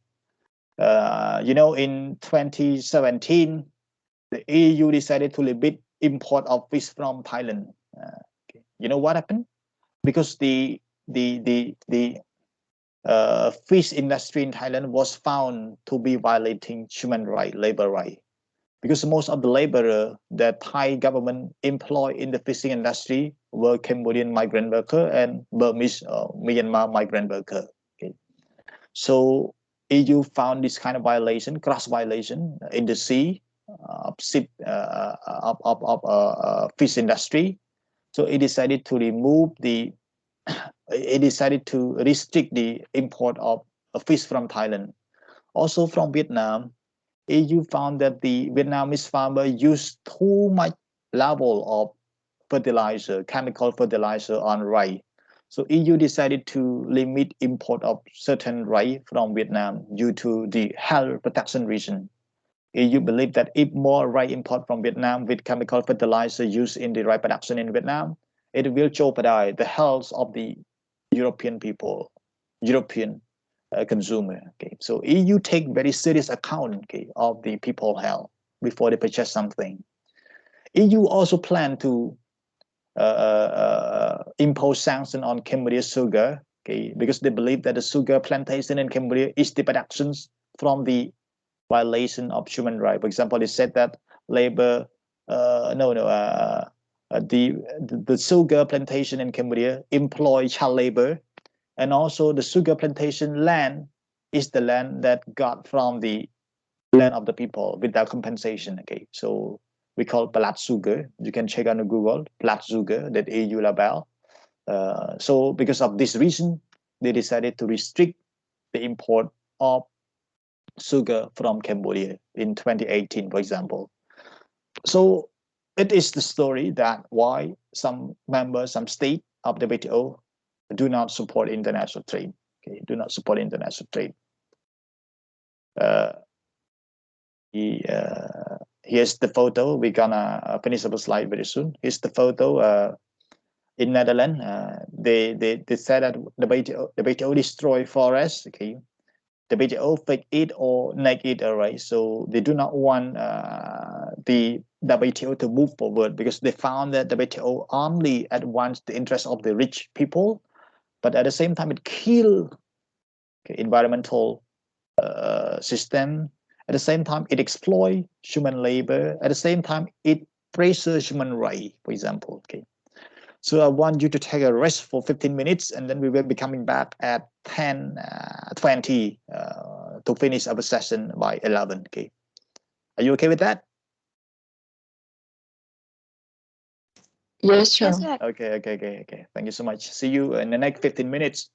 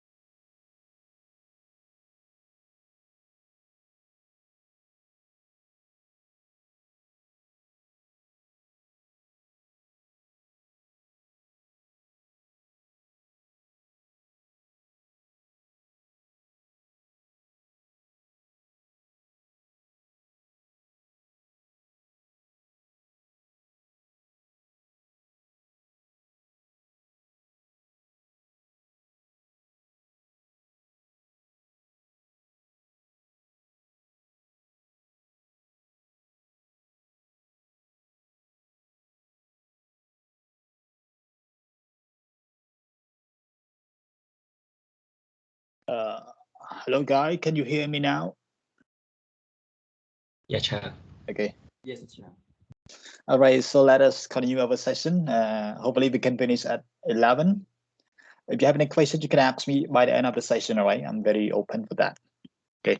So let us take a short look at the law of the WTO and why. We got some questions right here.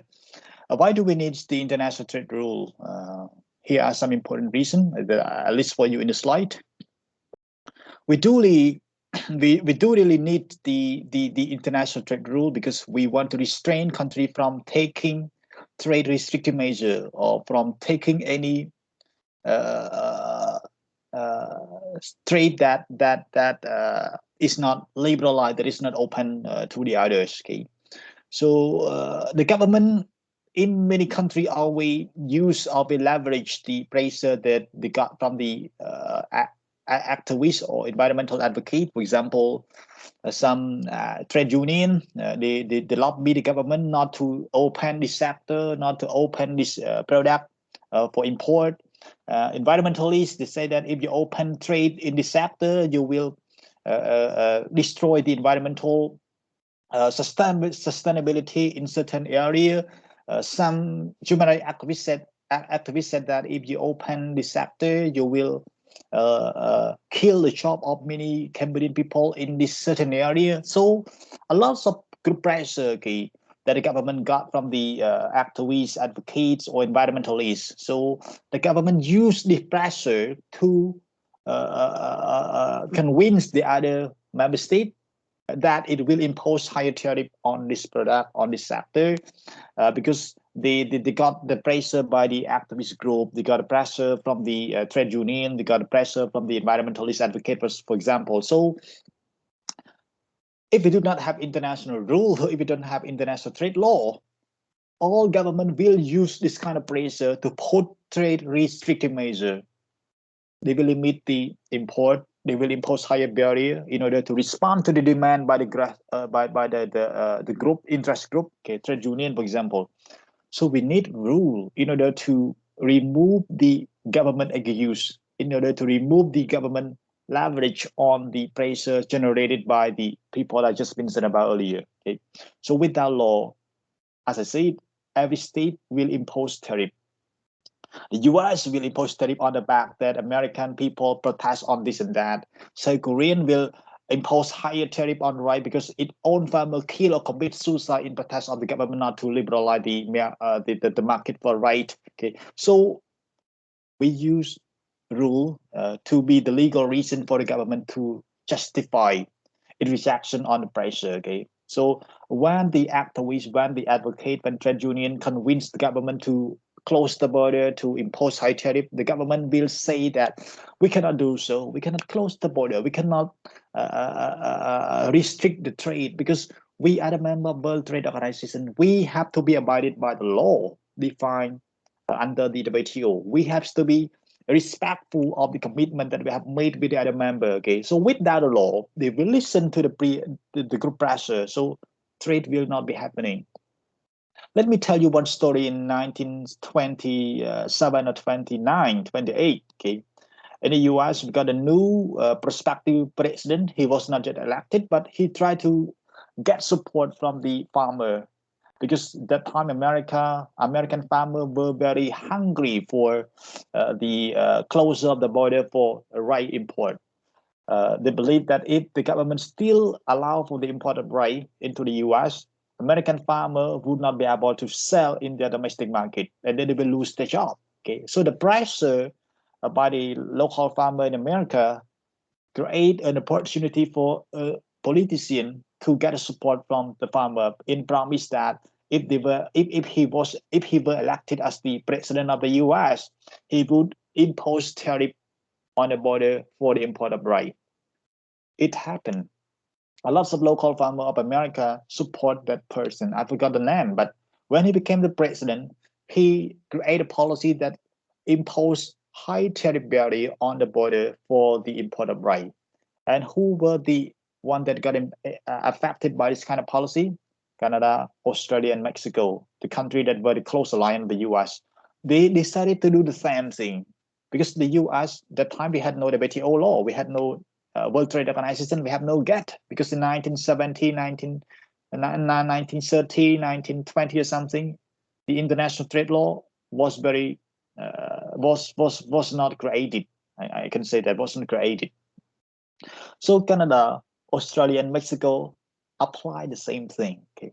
Unilaterally did the same thing by imposing tariff on rice, okay, import from the U.S. Okay, so the U.S. that time, who were the dominant player in the trade in the world trade, when they blocked the border, and when the rest of the world blocked the border from the U.S., trade did not work out. Okay, trade was stuck.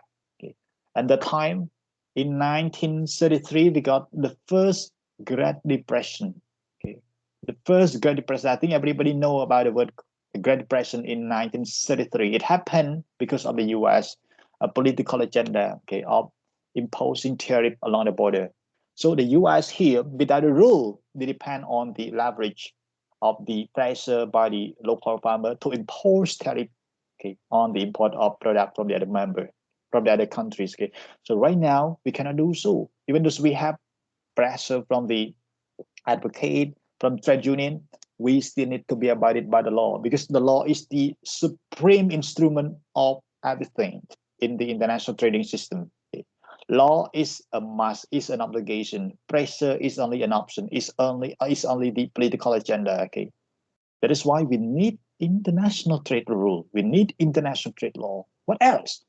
When we have international trade rule, we can also bring about trader security and predictability. Because when we don't have trade law, when you sign contract for the agreement on purchase of goods and service from the other member, from the other country, suddenly that member, that country does not provide you the good that you purchase, that you order.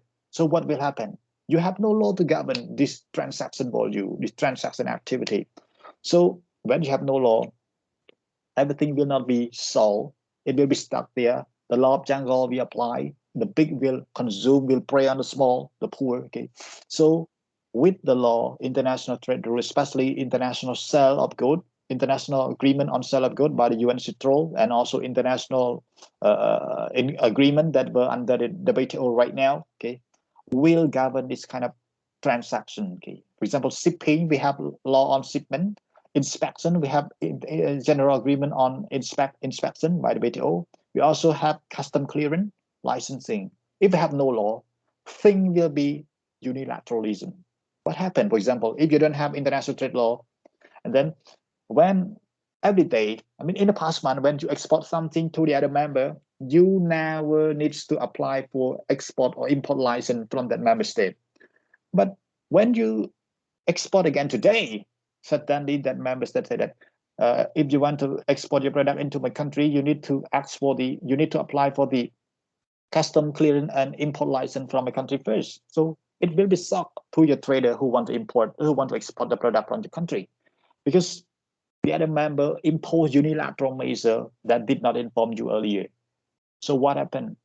It is the result of the absence of international trade law, and the trade world, the world of trade, will be full of anarchy, will be full of jungle, law of jungle, that we don't have any regulated system, okay, to govern this kind of action. Okay, so we need international trade law to bring security and predictability for the trader.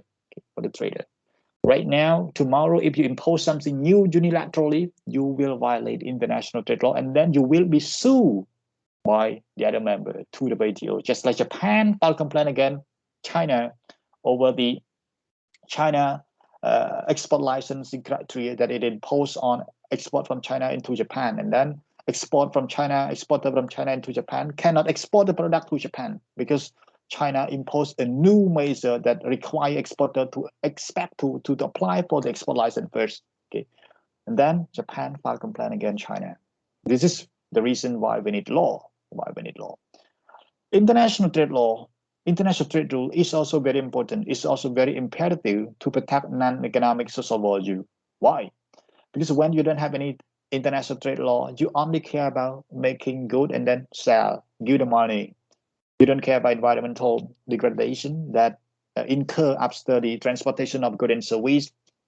You don't care about environmental degradation that happen as a result of the new factory created in order to supply or to manufacture service and good. Okay, so environmental sustainability, okay, labor, the pandemic, the public health must be taken into account in all international trading system or rule. If you go to see the WTO law, you go to see the preamble clause, you will see that the WTO member will also take into account the societal value that increase the living standard of the people. The word societal value here also include health, environment, labor, and stuff. Okay, so we do not only focus on buying and selling, because the way of buying and selling never care about the environmental degradation.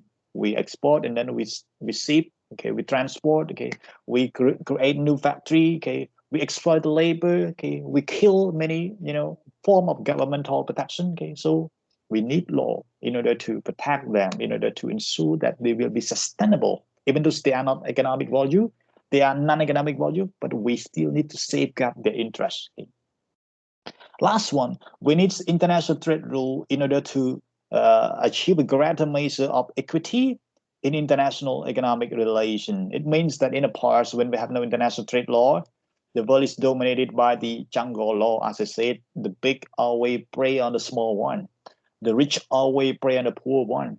The small state cannot accumulate it well in the trading system, because when it joins trade system, it has no legal protection. Okay, the other member always impose unilateral measure. Even right now, we have international trade law. Still, the U.S. impose unilateral measure on China. Okay, on China or on the other small member states. You can imagine what would happen if we had no international trade law. It would be even worse. It would be even more disastrous. Okay. So when you have international trade law, both rich and poor countries are bound by the law to integrate, and then to promote equitable share of gain in international trade. Okay. So in international trade law, in World Trade Organization, once that represent one voice. We don't care whether you are big or small. We are having one important equal voice to propose, to raise something, to vote, to elect the body, the member of any body of the WTO. Okay. So here we need international trade law to safeguard these four elements. Okay, to ensure that we are equitable. We are not equal, but we are equitable. Equal means we don't care whether you are you work hard or not, but you will get something. But the word equitable means you will get what you work for. Okay, you will get what you work for. Equitable. Okay. International economic law. You know quite well about the Bretton Woods. Anybody used to hear the word Bretton Woods system? Huh? Yes, sir. Yes. Yes, sir. Yes. I think I will. There will be so many yes, but if I ask more, what do you mean by the Bretton Woods, and what are the systems that were created out of Bretton Woods in Hemisphere in the US in 1944? You don't know much. Let me tell you the story. Not much, but just a little. After the end of World War II, not after, but about to end the World War II in 1995. Before that one year, 1944, the US, I forget the name, but like Franklin Roosevelt or something, and then also Britain, Winston Churchill, and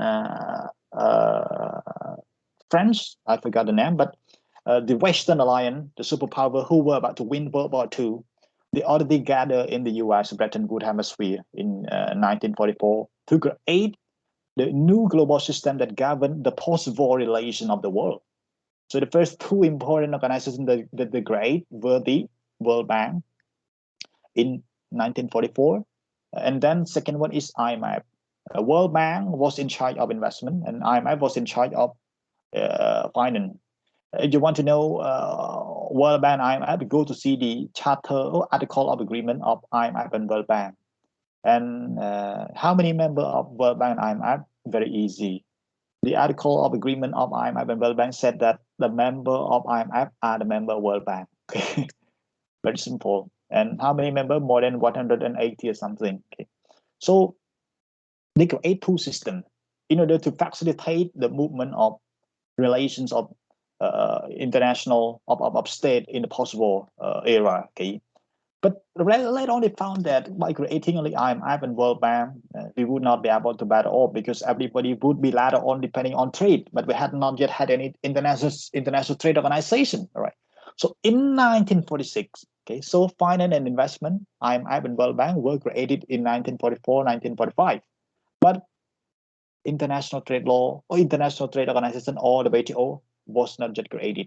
That is why after World War II in 1946, we created what we call ITO, International Trade Organization. You need to note this down because it's very important.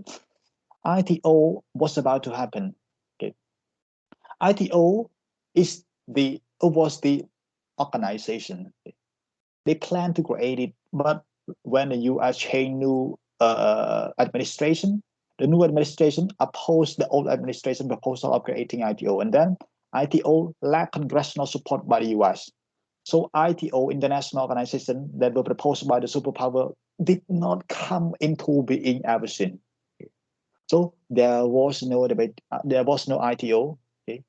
In 1946, they planned ITO, but it did not happen because the U.S. led on with the new administration blocked the grand congressional blockage of the proposal of ITO. So no ITO. But alongside ITO, they created agreement we call General Agreement on Tariff and Trade, or GATT, 1947. GATT is the agreement that was created in order to facilitate the function of ITO. Just like United Nations Charter is for United Nations, ASEAN Charter is for ASEAN. Okay. So all organizations always have their own charter agreement. And just like ITO, we had ITO and then GATT, but ITO did not come into being. So they apply GATT provisionally. Provisionally means temporarily. ចឹង GATT ហ្នឹងគឺបង្កើតនៅជាមួយគ្នាជាមួយ ITO ប៉ុន្តែ ITO ហ្នឹងគឺអត់កើតទេដោយសារតែប្រផុសឆ្នាំ1946ប៉ុន្តែអាមេរិក block អញ្ចឹងអត់កើតឡើងទេហើយ ITO ហើយ GATT កើតមកដែលជួយជំនួសឲ្យជួយអនុវត្តក្នុងក្របខ័ណ្ឌ ITO ហ្នឹងគឺត្រូវបានគេអនុវត្តជា provisionally មិនថាមានតែកិច្ចព្រមព្រៀងប៉ុន្តែអត់ស្ថាប័នទេវាដូច United Nations យើងមាន UN Charter យើងមានស្ថាប័ន UN នៅក្នុងហ្នឹង UN តែម្ដង ASEAN យើងមាន ASEAN Charter ប៉ុន្តែអានេះយើងមានតែគេថាមានតែកូនអត់បេនិយាយទៅវិញមានកូនអត់បាមានកូនអត់ម៉ែឪ You got a point? Guys? Yes. Okay, Yes, so let me show you the agreement GATT ពួកយើងនឹងភ្លឺភ្នែកច្រើនខ្ញុំនឹងបរៀនGATT ឲ្យបាននេះឲ្យលំអិតតែម្ដងចូលមាត្រាមួយចាប់ពីសប្តាហ៍ក្រោយទៅគឺយើង WTO ហើយដល់ខ្ញុំសូមបញ្ចាំងបន្តិចឲ្យយើងមើលថាតើGATT ហ្នឹងគេនិយាយម៉េចពីព្រោះត្រូវតែមានភស្តុតាងដើម្បីឲ្យគ្នាយើងជឿជាក់ថាអាហ្នឹងវាអញ្ចឹងមែនអត់ Let's see with me right now ហើយ GATT នេះគឺជាកិច្ចព្រមព្រៀងដែលលំបាកបំផុតសម្រាប់អ្នករៀនពាណិជ្ជកម្មពីព្រោះវាឃើញនៅគ្នាយើងឃើញនៅ Yes, teacher. ឃើញ GATT នៅ That's how. Okay នេះគឺជា the text of General Agreement on Tariff and Trade ហើយខ្ញុំបរៀនភូមិរដ្ឋបាលសិស្សគាត់ថាឈើអានអត់យល់ទេតើតែកាយទៅបានភ្លឺភ្នែកពីព្រោះច្រើនណាស់ហើយសិតតែពាក្យពាណិជ្ជកម្មដែលនិយាយប៉ុន្តែខ្ញុំសូមបញ្យល់ let me go to the point here they said that in the preface of GATT they said that the general agreement is applied provisionally by all contracting party means that they plan to have ITO and then they will apply general agreement on GATT on tariff and trade here under ITO but ITO did not happen because of the lack of the US support, congressional support. So they apply GATT provisionally until 1995. They created what we call World Trade Organization. Okay, so GATT 1945-47 here, okay, was applied provisionally without the organization since that year up until 1994. And then when the WTO was created in 1995, GATT 1947 was transformed into GATT 1994. Okay. They are the same GATT, but GATT 1994 include GATT 1947 and also include new agreement that are inside WTO. So again, be careful. There are two GATT. First one is the GATT that was created in 1947 and then applied provisionally until 94, and the new GATT in 1994 that was the instrument of the WTO that was created in 1995. But the new GATT 1994 include GATT 1947. So it means that both GATT are the same. But the new GATT include the old one, and the new GATT include new important element or new important agreement provided under WTO law. You got a point? Yes, sir. Yes, sir. Okay, you guys got it? It's like you get a Ricardo, sir. Yeah. Just like Ricardo.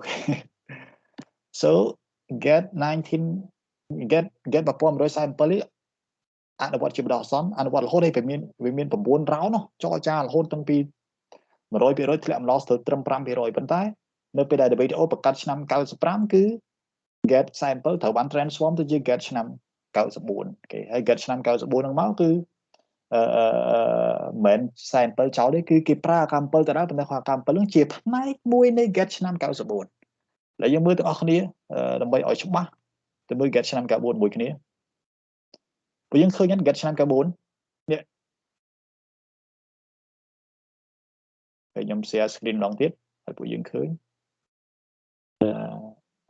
ពីព្រោះមិនបានខ្ញុំត្រូវវាយល់ឡើងហ្នឹងពីព្រោះខ្ញុំធ្លាប់អត់យល់ឡើងហ្នឹងខ្ញុំឆ្ងល់មិនបាន GATT មាន2ម៉េះហើយ GATT ណាដែលយើងប្រើឥឡូវយើងមើលកន្លែងនេះឃើញហ្នឹងពួកយើងឃើញ GATT 1994 Yes, sir.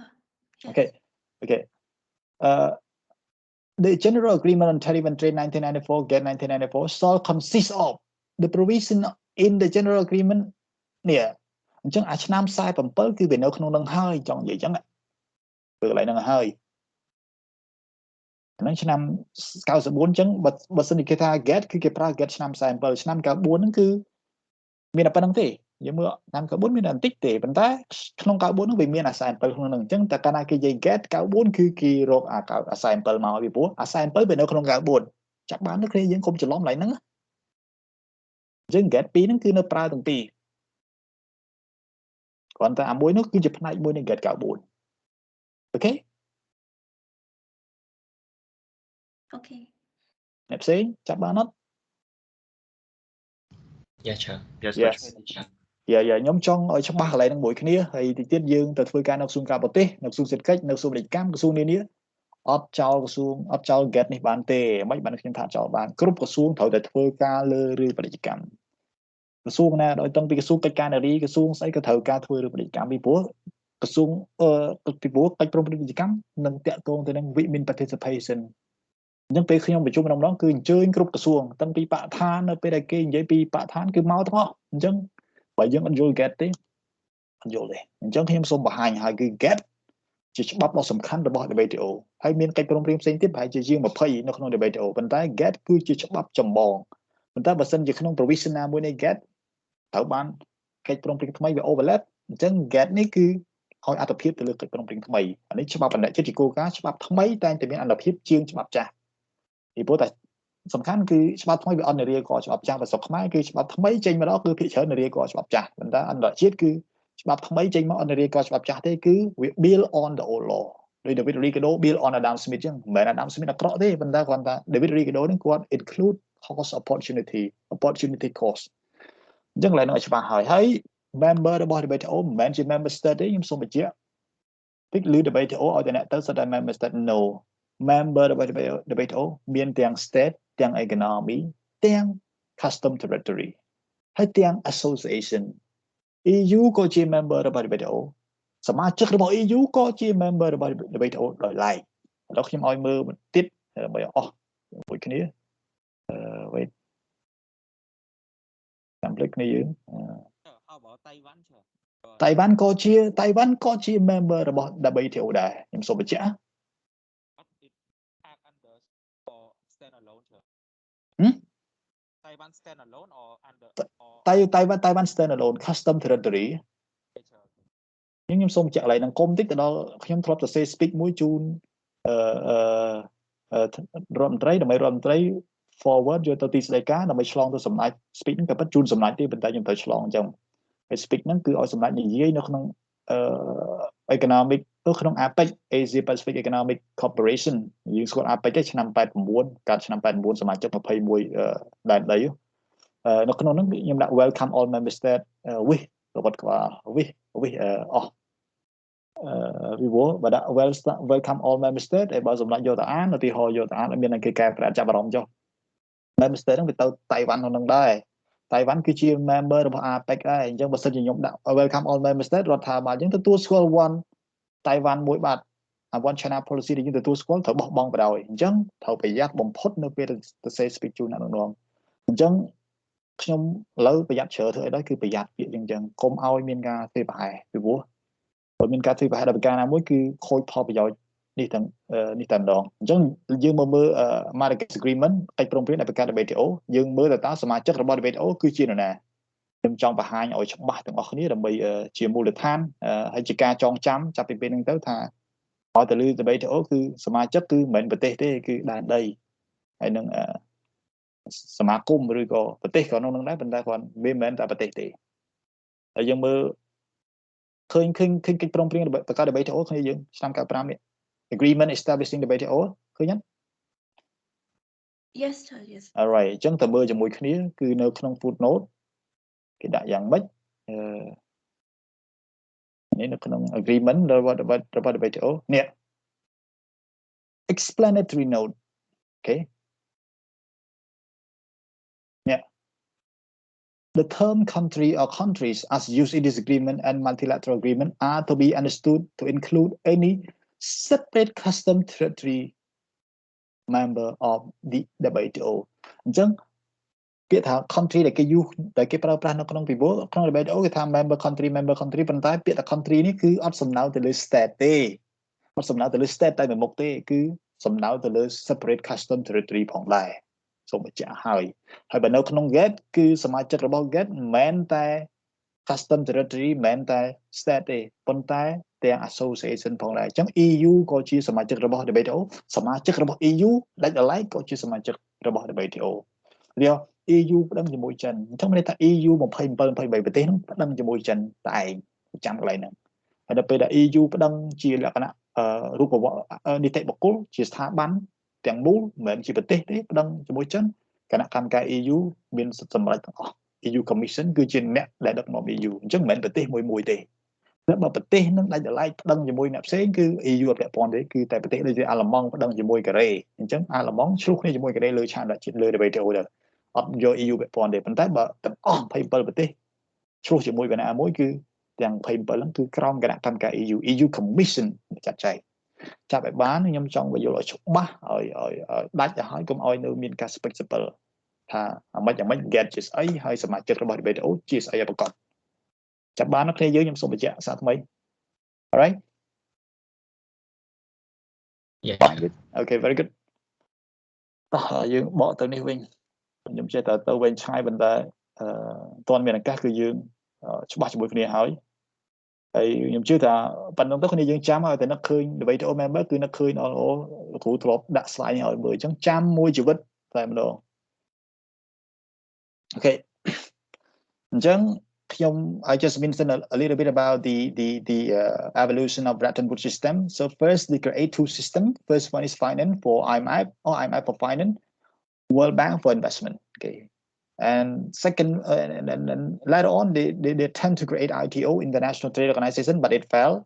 We got only GATT that apply until 1994 after the creation of the WTO in 1995. Then they create a new GATT 1994 to include the old GATT. So when we say GATT 1994, it means also GATT 1947. Okay. So what are the basic rules of the WTO? Okay, the first rule is the rule on non-discrimination. So when you are a member of the WTO, you cannot close your border. When you become the member of the WTO, if you go to Article 1 of GATT, you will see that the member of the WTO must liberalize their trade, meaning that they have to open the border. Even though you might impose some tariff barrier, but you must not close. You must open your border. You must be open to trade. Okay, that is the principle of non-discrimination. And the first sub-principle of non-discrimination is the most favored nation, MFN. I want to show you the article again, but I will convert it to next week. Next week, we're going to study the WTO in specific. I will show you the article that talk about most favored nation. It means that when you are a member of the WTO, you cannot favor anyone at the expense of the other. For example, if you impose 5% tariff on car from Japan, Cambodia need to also impose 5% of car import from EU. You cannot impose 5% on car from Japan, but impose 25% or 20% on car from EU, while EU, Japan, and Cambodia are a member of the WTO. So it is the principle of most favored nation of the WTO that you have to treat everybody who is the member of the WTO equally, except when you have FTA with them, or we call OTA, Regional Trade Arrangement, or FTA, Free Trade Agreement. FTA និង OTA តែមួយទេក្នុងកិច្ចព្រមព្រៀង ឬក៏ GSP. It means that EU can remove tariff for Cambodia because Cambodia is an LDC that get EBA from EU, but EU will impose tariff on the other country for the same product, and the other country cannot file complaint against EU for discriminating them against Cambodia. Because EU and Cambodia has a special relationship for EBA because Cambodia is the LDC member that is provided by the enabling clause 1979 of the WTO agreement, okay, to provide special treatment for developing country or for least developed country like Cambodia. So Thailand, Singapore, South Korea, who face tariff barrier for the same product import into EU, cannot file complaint against EU for discriminating South Korea, Thailand, and Singapore against Cambodia. So that is the exception. Okay? But in general, as the member of the WTO, you have to treat everybody equally. Okay, 5%, 5%. But except for RTA and GSP. Hope you got a point. And second rule is national treatment. It means that the foreign company in your country must get the same treatment as your local company. It doesn't mean that when you are a member of the WTO and then you attract a lot of investors into Cambodia and then you impose 20% of operation tax on foreign direct investor, but 0% on local investor. You cannot do so. As a member of the WTO, you must have the same national treatment. Both foreign company, both local company must accord to the same national treatment. Are you with me? Okay. Yes, Chair. Okay. And then rule number 2 of the WTO is the rule on market access. It is about custom duty. Next session, maybe 2 or more sessions, you will know very detail about how to evaluate duty. You will know how many types of duty, how many types of tariff. We got bound tariff, unbound tariff, applied tariff, fixed tariff, mid tariff, okay, compound tariff. Because some tariff will be calculated based on the volume of product, some tariff based on the weight of the product, some based on the technical quality of the product, the smell of the product, okay, the ingredient of the product. So will be calculated based on different form of tariff valuation. Okay, so you will know in my course here, you will know the duty and financial charge, quantitative restriction, for example, quota, okay, quota. You will know non-tariff barrier, and you will also study about the rule on unfair trade. Unfair trade refers to the trade that you conduct unfairly with the other member. For example, you conduct anti-dumping, meaning that you export the price at a price lower than your local price. Okay, for example, the local price is $20, but when you export to the foreign country, only $10. Why did you do so? Because you want to make the other company that produce the same kind of product in the other country to lose the operation. Because when you sell cheap product, people will buy your product and then will ignore the other company that produce the same kind of product in the other country. So it is illegal to do so, anti-dumping. Okay, so your export price must be higher than your normal local value. Okay, otherwise you will be filed a complaint again by the other member to the WTO. Okay.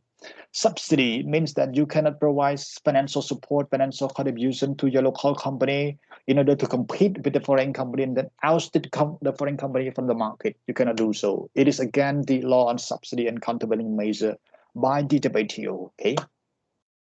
So these are the basic rule of the WTO. Okay. And also the rule on the conflict and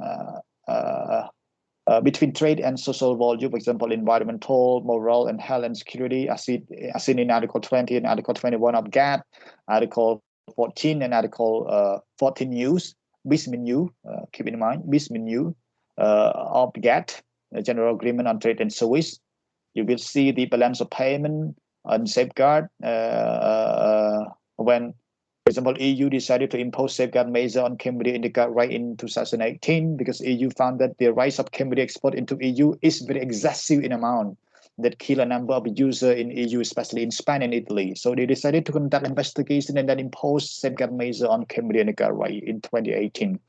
And also you will look at the rule on institution and procedure.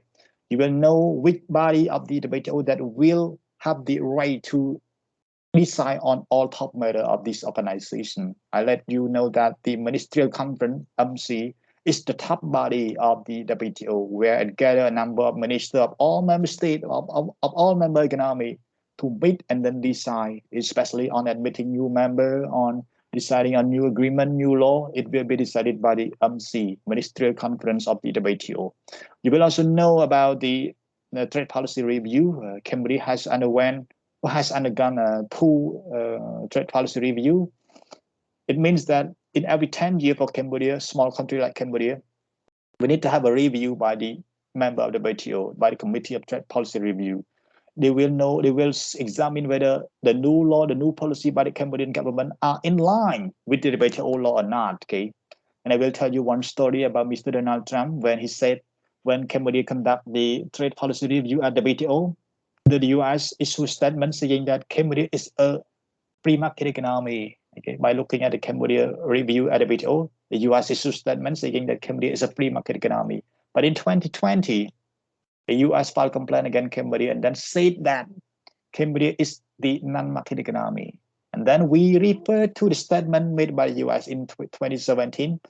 And then the US had nothing to say because the US already admitted that Cambodia is a free market economy. But why right now it said that Cambodia is not a free market economy? It contradicts to the statement that it made in 2017. Okay, so you need to keep up with all update of the trade new in order to have the position to defend for your country. Otherwise, you get lost when the other member accuse you of committing something violating the international trade agreement. Okay. Dispute settlement. You will know how will the member of the WTO start the dispute. They start from consultation and then panel and then appellate body. And if nothing satisfactory for all the members, they will go further to the last stage, arbitration. Arbitration macam. Okay. So you will know in a detailed fashion about how each stage undergo, how each stage proceed from one to another. Okay. So no worry, I'm gonna give you a very full picture of how this will be working. Okay. I think that is all. I try to speed up my speak and also my lesson in order to make it on time. And then you have more than 8 minutes to ask question to me right now. Okay. So are you well on me? Are you well with me right now? Okay. You got a point? Yes, yes, sir. Okay, come on. I have a quick question. When a WTO, does a WTO ruling set precedents? Yes. The WTO ruling is always providing the precedents for the other next case. It means that when you go to read the ruling of the WTO, you will see that the judge refer to the old case. Okay? As I did in my thesis, I remember my thesis got the top score in my school of law because I used a lot of precedent and also used a lot of argument that were made by the previous judge in the previous case that were similar in nature. And then we found that the WTO law, the WTO case, rely almost entirely on the precedent.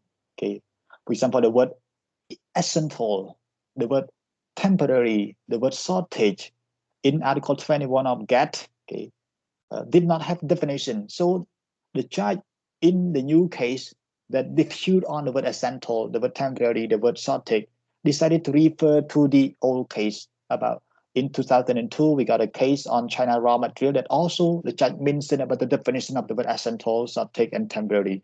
So the new case judge decided to refer to the old case judge, and the law provided a space for the judge to refer to the old case as precedent. You go to see Article 39 of the Dispute Settlement Understanding 1995. You will see that article that they allow the judge to use the old case as precedent for the new case in sharing the same or similar nature. Okay, that is my answer to you. Any more question, guys? Hello, lecturer. Yes, come on. Could you go to slide 11? Wait. Yes, here.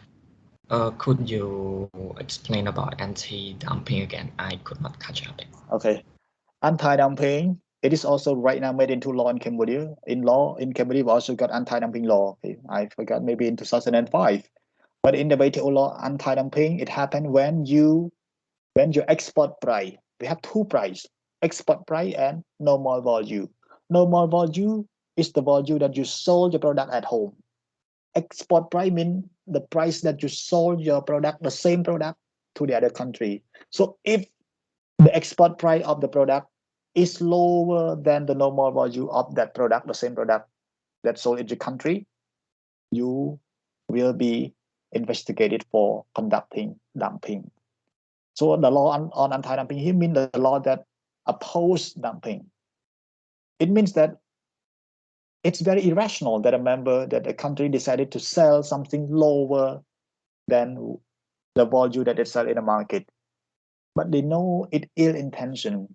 It is they want the other company in the foreign country that they use the same kind of product to lose the operation. Because when you sold your product cheaper to the foreign market, even cheaper than the normal value that you sold in your country, you lose the benefit. Of course, you lose, but in the long run, the other company that produce the same kind of product in the other country will lose their operation, will lose their standing, because the people there divert their consumption from those companies to the product imported from Cambodia.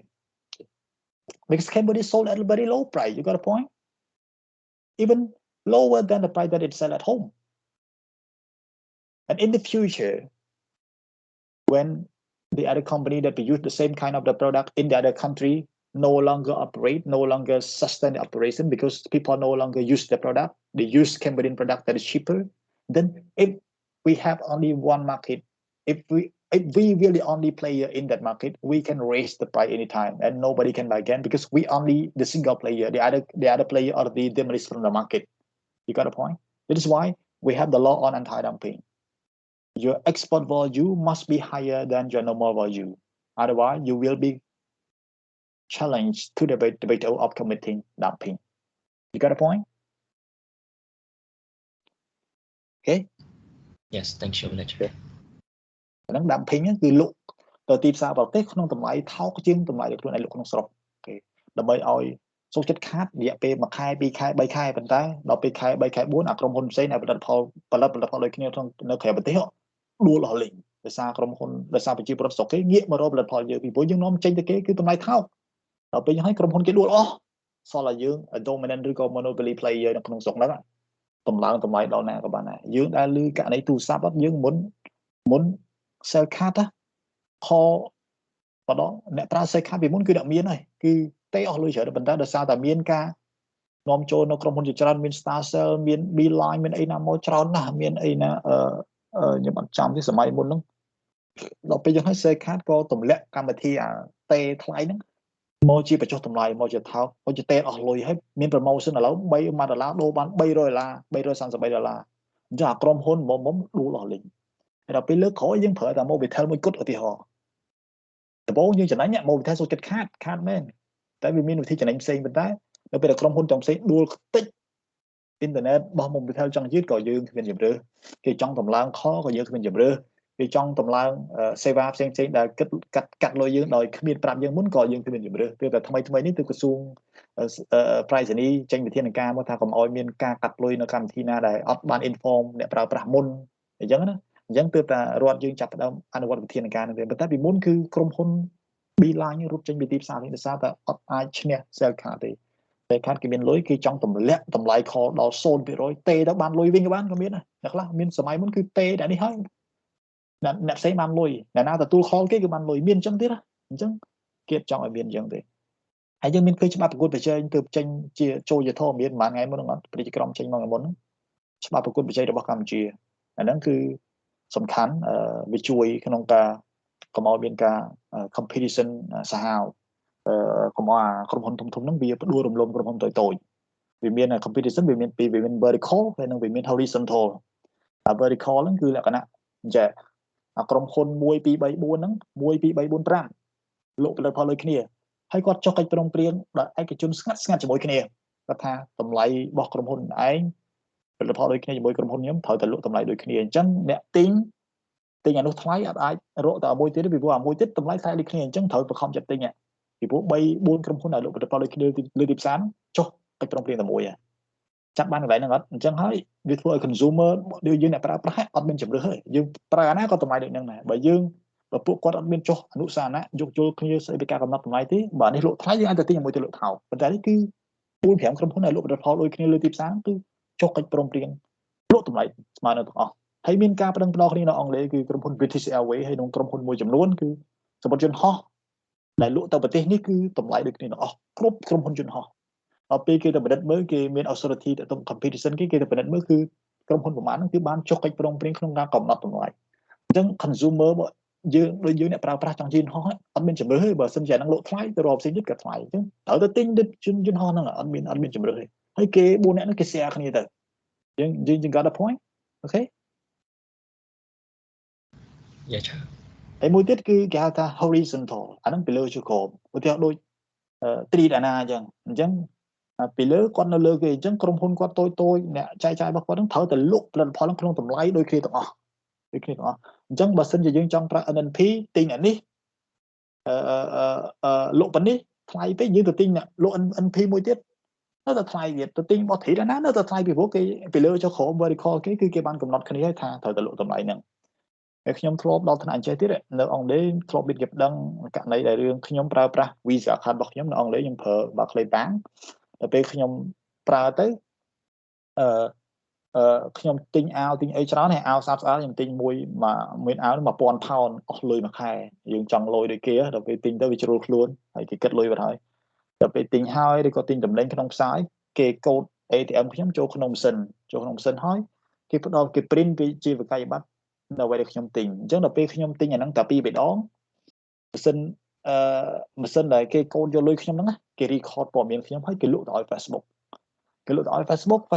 នឹង enter អត្តន័យយើងតាមប្រព័ន្ធ AI artificial intelligence ហើយនឹង algorithm ប្រព័ន្ធ algorithm គេហ្នឹងយកអត្តន័យយើងយក Facebook ពីព្រោះ ATM យើងមានភ្ជាប់ទៅក្នុងទូរស័ព្ទហើយទូរស័ព្ទយើងមាន Facebook អញ្ចឹងវា link auto ចូល Facebook អញ្ចឹងអាព័ត៌មានដែលខ្ញុំទិញអាតំណែងដែលខ្ញុំទិញក្នុងផ្សារដែលខ្ញុំគិតលុយ ATM ហ្នឹងវាលើក្នុង timeline វាលោតលើខ្ញុំក្នុង timeline ខ្ញុំរហូតខ្ញុំ remove មិនក៏វានៅចេញអស់ពីក្រុមហ៊ុនមួយចូលក្រុមហ៊ុនមួយពីព្រោះហើយក្រុមហ៊ុនហ្នឹងគឺទិញពី Facebook ហើយ Facebook ទិញតំណែងពីផ្សារនៅក្នុងស្រុកអង់គ្លេសហើយផ្សារហ្នឹងបានលុយហើយ Facebook ទិញឲ្យផ្សារទិញពីផ្សារហ្នឹងយកព័ត៌មានរបស់យើងហើយវាលក់ព័ត៌មានហ្នឹងទៅឲ្យក្រុមហ៊ុនមួយអញ្ចឹងក្រុមហ៊ុនមួយតាក់ទងមួយ Facebook បញ្ចេញ announcement របស់វាលើ timeline យើងរហូតអញ្ចឹងអ្វីដែលយើងធ្លាប់ទិញគឺវានៅលើ timeline វាដឹងថាយើងចង់ទិញអាហ្នឹងហើយបើសិនជាផលិតផលហ្នឹងលក់ឲ្យយើងគឺតម្លៃវាថ្លៃជាងអ្នកផ្សេងពីព្រោះគេដឹងថាយើង willing to buy ពីព្រោះយើង buy ហ្នឹងរហូតហើយអញ្ចឹងអាហ្នឹងក៏មានករណីប្តឹងដែររឿងលួចយកទៅន័យលក់ឲ្យគេ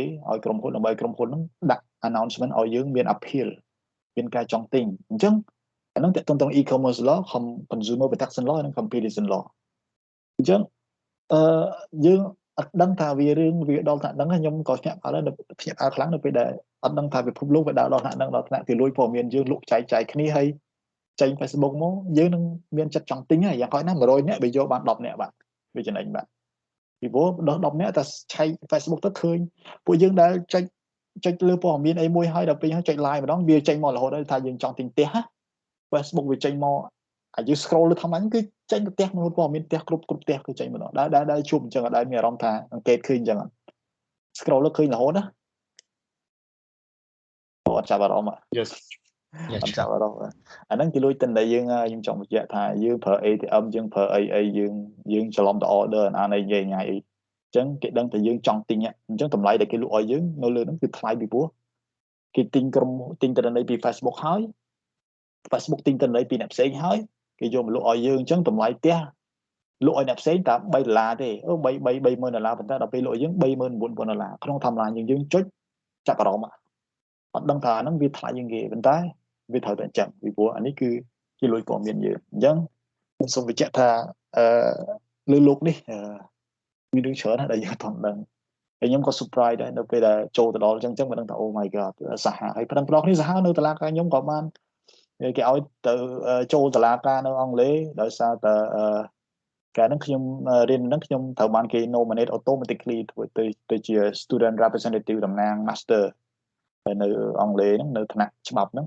អញ្ចឹងខ្ញុំត្រូវ guide សិស្សទាំងអស់ដល់ពេលហ្នឹងគេបានរើសខ្ញុំឲ្យចូល intern នៅមេធាវីនៅក្រុមហ៊ុន lawyer មួយនៅអង់គ្លេសរបស់រដ្ឋទេដើម្បី intern ហើយបានដឹងថាឆ្លោះគ្នាអក្រក់ខ្លីណាស់អារឿងក៏ពេកកពុកអារឿងអញ្ចឹងអារឿងវីសាកាតហ្នឹងឆ្លោះគ្នាអើយល្អមើលតែវាធ្វើឲ្យបើកពេកថាពិភពលោកគេដើរដល់ណាដល់ណីហើយយើងមិនទាន់ដឹងអីហ្នឹងទើប Facebook មកម្សិលមិញហ្នឹងហើយគេនៅឡើងដើរដល់ណាដល់ណីឆ្លោះគ្នារឿងលក់តិនអីស្រុកគេគឺអ្វីដែលសំខាន់គឺតិនន័យ goal ហ្នឹង information របស់យើងគឺជា goal ហើយលែងជា information ហើយយើងរងឯងសូវខ្វល់ថាខ្លួនឯងអ្នកខ្លះឃើញចុចចូលអាណា app ឯណាគូពេលឯងនៅណាគេសង្សារឯងកើតអាយុប្រហែលហើយគេសួរថាតើអ្នកចង់ឲ្យយើងយកព័ត៌មានរបស់អ្នកអត់យើងថា yes អត់ខ្វល់ទេយកចុះហើយសំខាន់ចុច app ទៅ share ទៅឃើញគេ comment មក wow very cool wow good ឯណា comment ក៏ប្លែកប៉ុន្តែកំពុងតែឲ្យព័ត៌មានគេហើយដល់ថ្ងៃណាមួយគេលក់ព័ត៌មានយើងទៅឲ្យអ្នកផ្សេងយើងដឹងទេ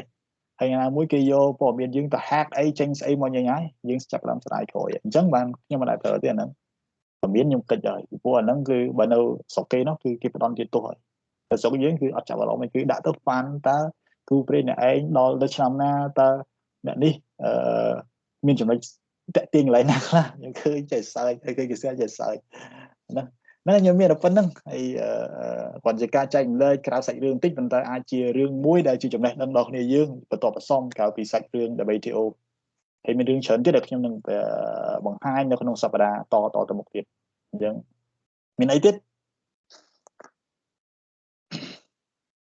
ប៉ុន្តែខ្ញុំសួរយើងវិញសួរថាយល់តែខ្ញុំបញ្យល់កន្លងទៅអត់អីទេយល់ច្រើនប៉ះអូខេអ្នកផ្សេងអត់អីទេច្បាស់ទៅចាប់បានទៅ Yes sir. Yes teacher Okay yes okay very good អញ្ចឹងwe got to be here right now ខ្ញុំក៏មាន appointment ជាមួយគេដែរនៅក្រៅម៉ោង 11 កន្លះអញ្ចឹងអាចទៅមិនទាន់ទេប៉ុន្តែអាចលឿនម៉ោងតិចអញ្ចឹងខ្ញុំអរគុណពួកយើងដែលអរគុណសាជាថ្មីដែលចូលរួមជាមួយខ្ញុំថ្ងៃនេះវាបង្ហាញពីឆន្ទៈរបស់គ្នាយើងក្នុងការចង់រៀនចង់ដឹងទោះបីជា holiday ក៏ដោយហើយការពិតទៅរៀនពេលយប់វាប្រសើរជាងគ្រាន់តែយើងមាន space មានអីត្រៀមរៀនឲ្យគេប៉ុន្តែពួកយើងសុខចិត្តមករៀនពេលព្រឹកទាំងមួយគេទាំងមិនទាន់បានញ៉ាំអីទាំងខ្ញុំនិងគេតែគ្រាន់តែថាខ្ញុំសប្បាយចិត្តហើយវាបង្ហាញពីឆន្ទៈដល់និស្សិតគ្នាយើងដែលមានចិត្តចង់រៀនខ្ញុំក៏មិនយក attendance seriously ដែរសប្តាហ៍ចុងសប្តាហ៍អញ្ចឹងពីព្រោះវាខុសពីគោលការណ៍នៃការបង្រៀនយើងបរៀនតែក្នុងពេលសិក្សាទេ attendance នឹងបន្តដល់ពេលយើងមកសុំម៉ោងសិស្សអញ្ចឹងយើងយកវាទៅជាខុសគោលការណ៍អញ្ចឹងខ្ញុំជាយើងសម្រួលហើយហ្នឹងអញ្ចឹងជាថ្មីម្ដងទៀតអរគុណហើយជួបគ្នាសប្តាហ៍ក្រោយហើយ enjoy your holiday your weekend with your family and loved one and friends okay have a nice day guys see you lecture no lecture Bye.